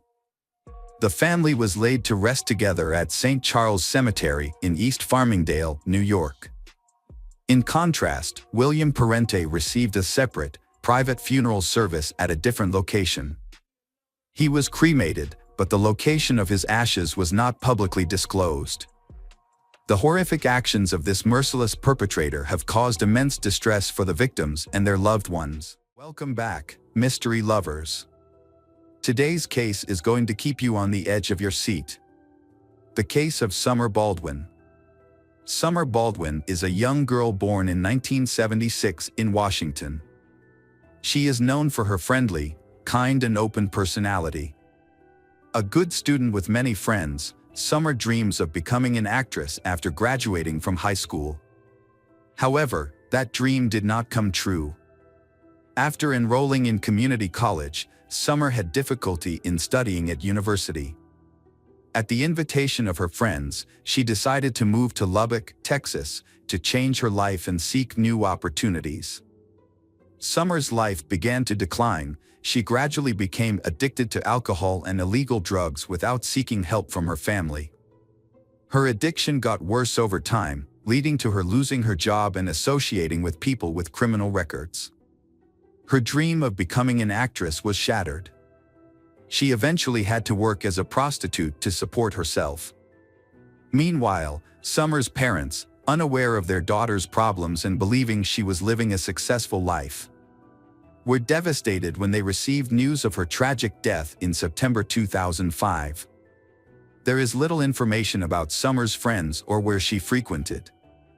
However, there is one important piece of information to note: just a few months before her death, Summer was a key witness in a major federal counterfeiting case.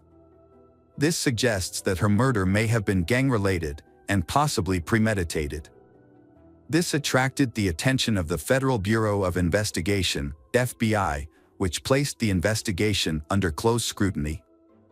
The police began their investigation and summoned the first suspects. The police first summoned Rebecca, Summer Baldwin's best friend, for questioning. Rebecca shed some light on Summer's work and revealed some information about Summer's boyfriends. One of them was aggressive when he tried to hold her hand, and kept following her even after they broke up, so that man became the main suspect in the case. However, the police arrested this man and brought him to the police station. But he completely denied his involvement in the case. He seemed genuinely surprised and saddened by the news of Summer's death.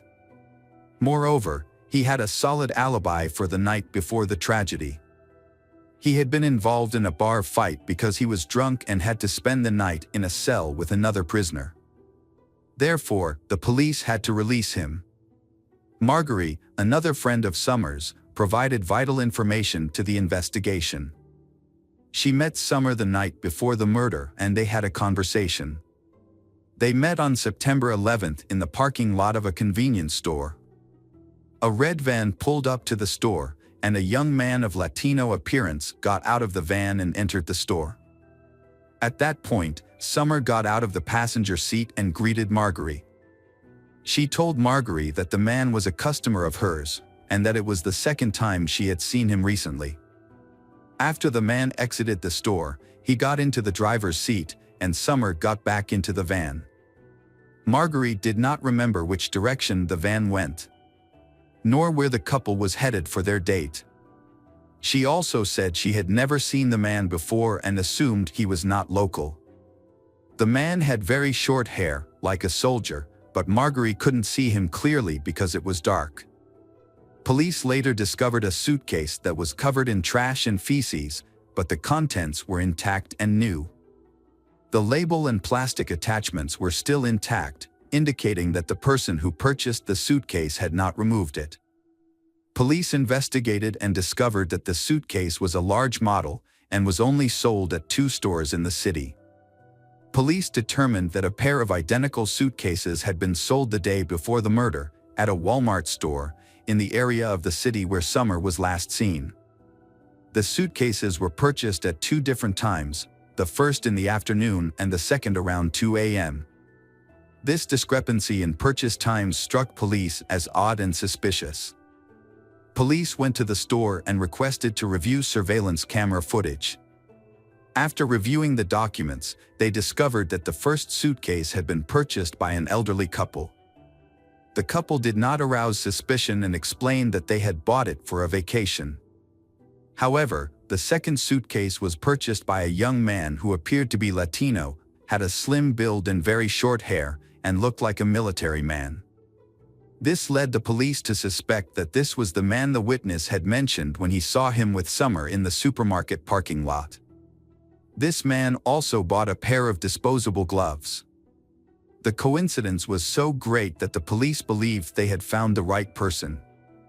This man was very careful to use cash to make payments instead of a card, in order to eliminate any personal traces. However, he did not anticipate that there would be cameras that would detect him. These cameras accurately recorded his license plate number. The police quickly identified the owner of the car as Rosendo Rodriguez, a reservist in the United States Marine Corps. He had been in town for several days with his unit for training. Finding Rodriguez immediately proved difficult, as he had not been at the hotel where his unit was stationed. However, police had his details and discovered that he had withdrawn a large sum of money from an ATM at another hotel, which may have been used to pay for the suitcase and gloves. Rodriguez had not stayed at the hotel where he used the ATM. Instead, a man named Thomas Rodriguez had checked in on September 11th. It turned out to be the same man, but using a different name for reasons unknown. The hotel room Rodriguez had rented, from which he had checked out, had not been cleaned, yielding crucial evidence. There were brown stains and splatters on the carpet, bed, and walls that looked like dried blood. A card from a new suitcase was found near the bed, and a trash bin contained used birth control pills and disposable gloves.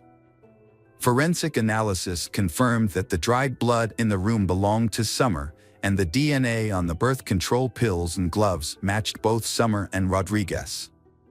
There was no doubt that they had found the killer, but Rodriguez had left town by then. However, with all the information they needed, tracking him down was easy. Rosendo Rodriguez III was born on March 26, 1980, in Wichita Falls, Texas, to a poor Mexican immigrant family. Reports indicate that he experienced violence and harsh treatment as a child. His father, described as domineering and aggressive, struggled with alcoholism and was often abusive to his wife and children. Throughout his childhood, Rodriguez showed an aggressive nature, often getting into fights at school. However, as he grew older, he learned to control his anger. After graduating from high school, he attended Texas Tech University and moved away from his parents, living on his own.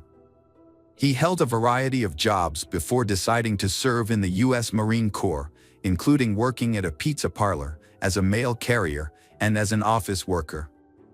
His military colleagues described Rodriguez as quiet, disciplined, and responsible. He was considered a trustworthy friend, always willing to help others, and had a solid academic background. He was also attractive, which made him attractive to women. Rodriguez was arrested on September 15 at his home in San Antonio. When police arrived, he remained calm and appeared unaware of the seriousness of the situation.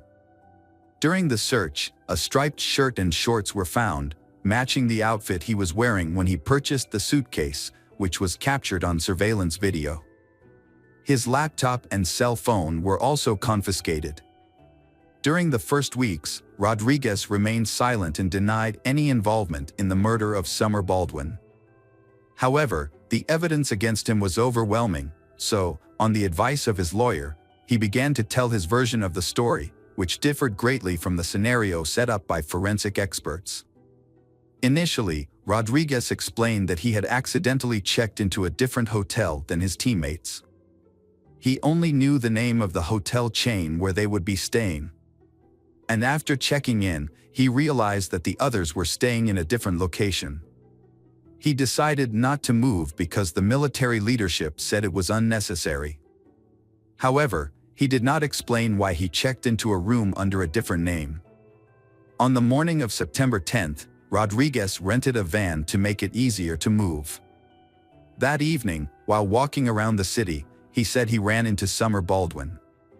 According to his account, he saw a blonde woman sitting on a bench by the side of the road, covering her face with her hands as if she were crying. Curious and concerned, he stopped to check if she was okay and needed help. They began chatting, she calmed down, and then they went to his hotel room, where they talked and had a few drinks. In his testimony, they were not intimate. The next morning, Rodriguez drove her home, but they agreed to meet in the evening. He picked her up at the same location around 9 p.m. and went to a supermarket where Summer met her friend Marjorie. They then returned to the hotel, where Rodriguez said there was consensual intimacy between them. However, Rodriguez later said that Summer became aggressive and demanded money, which surprised him because he did not realize he was seeing a prostitute. And Summer's demand for money made him feel threatened. He disarmed her and punched her in the face, causing her nose to bleed. Rodriguez claimed that he had no intention of harming Summer and that his actions were in self-defense. However, just a few minutes later, Summer collapsed on the bed, convulsing and foaming at the mouth. Rodriguez said that he tried to help her, but was unable to perform CPR due to the blood and foam on her face. After a minute, Summer stopped breathing and Rodriguez realized that she was dead. He became panicked and took several actions to cover up the incident. Rodriguez went to a nearby store, bought a suitcase and gloves, then returned to the hotel, put Summer's body in the suitcase and threw it in the trash. He knew that the suitcase would be taken to the landfill the next morning. Rodriguez then checked out of the hotel, returned the rental car and drove home to San Antonio, trying to pretend that nothing had happened. However, investigators found several inconsistencies in Rodriguez's testimony that suggested he had lied. One of the key pieces of evidence was the testimony of Marjorie, who met Summer in the parking lot on the night of the murder. Marjorie claimed that Summer made it clear to her that the man was her client, with whom they had previously had a paid encounter. Rodriguez claimed that everything between them was consensual, but evidence on Summer's body suggested that she had been taken advantage of. It is possible that their first night together was consensual, which is why Summer agreed to meet Rodriguez again.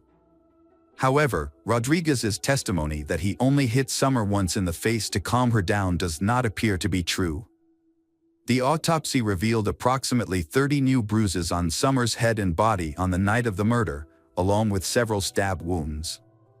This suggests that Rodriguez used violence against Summer.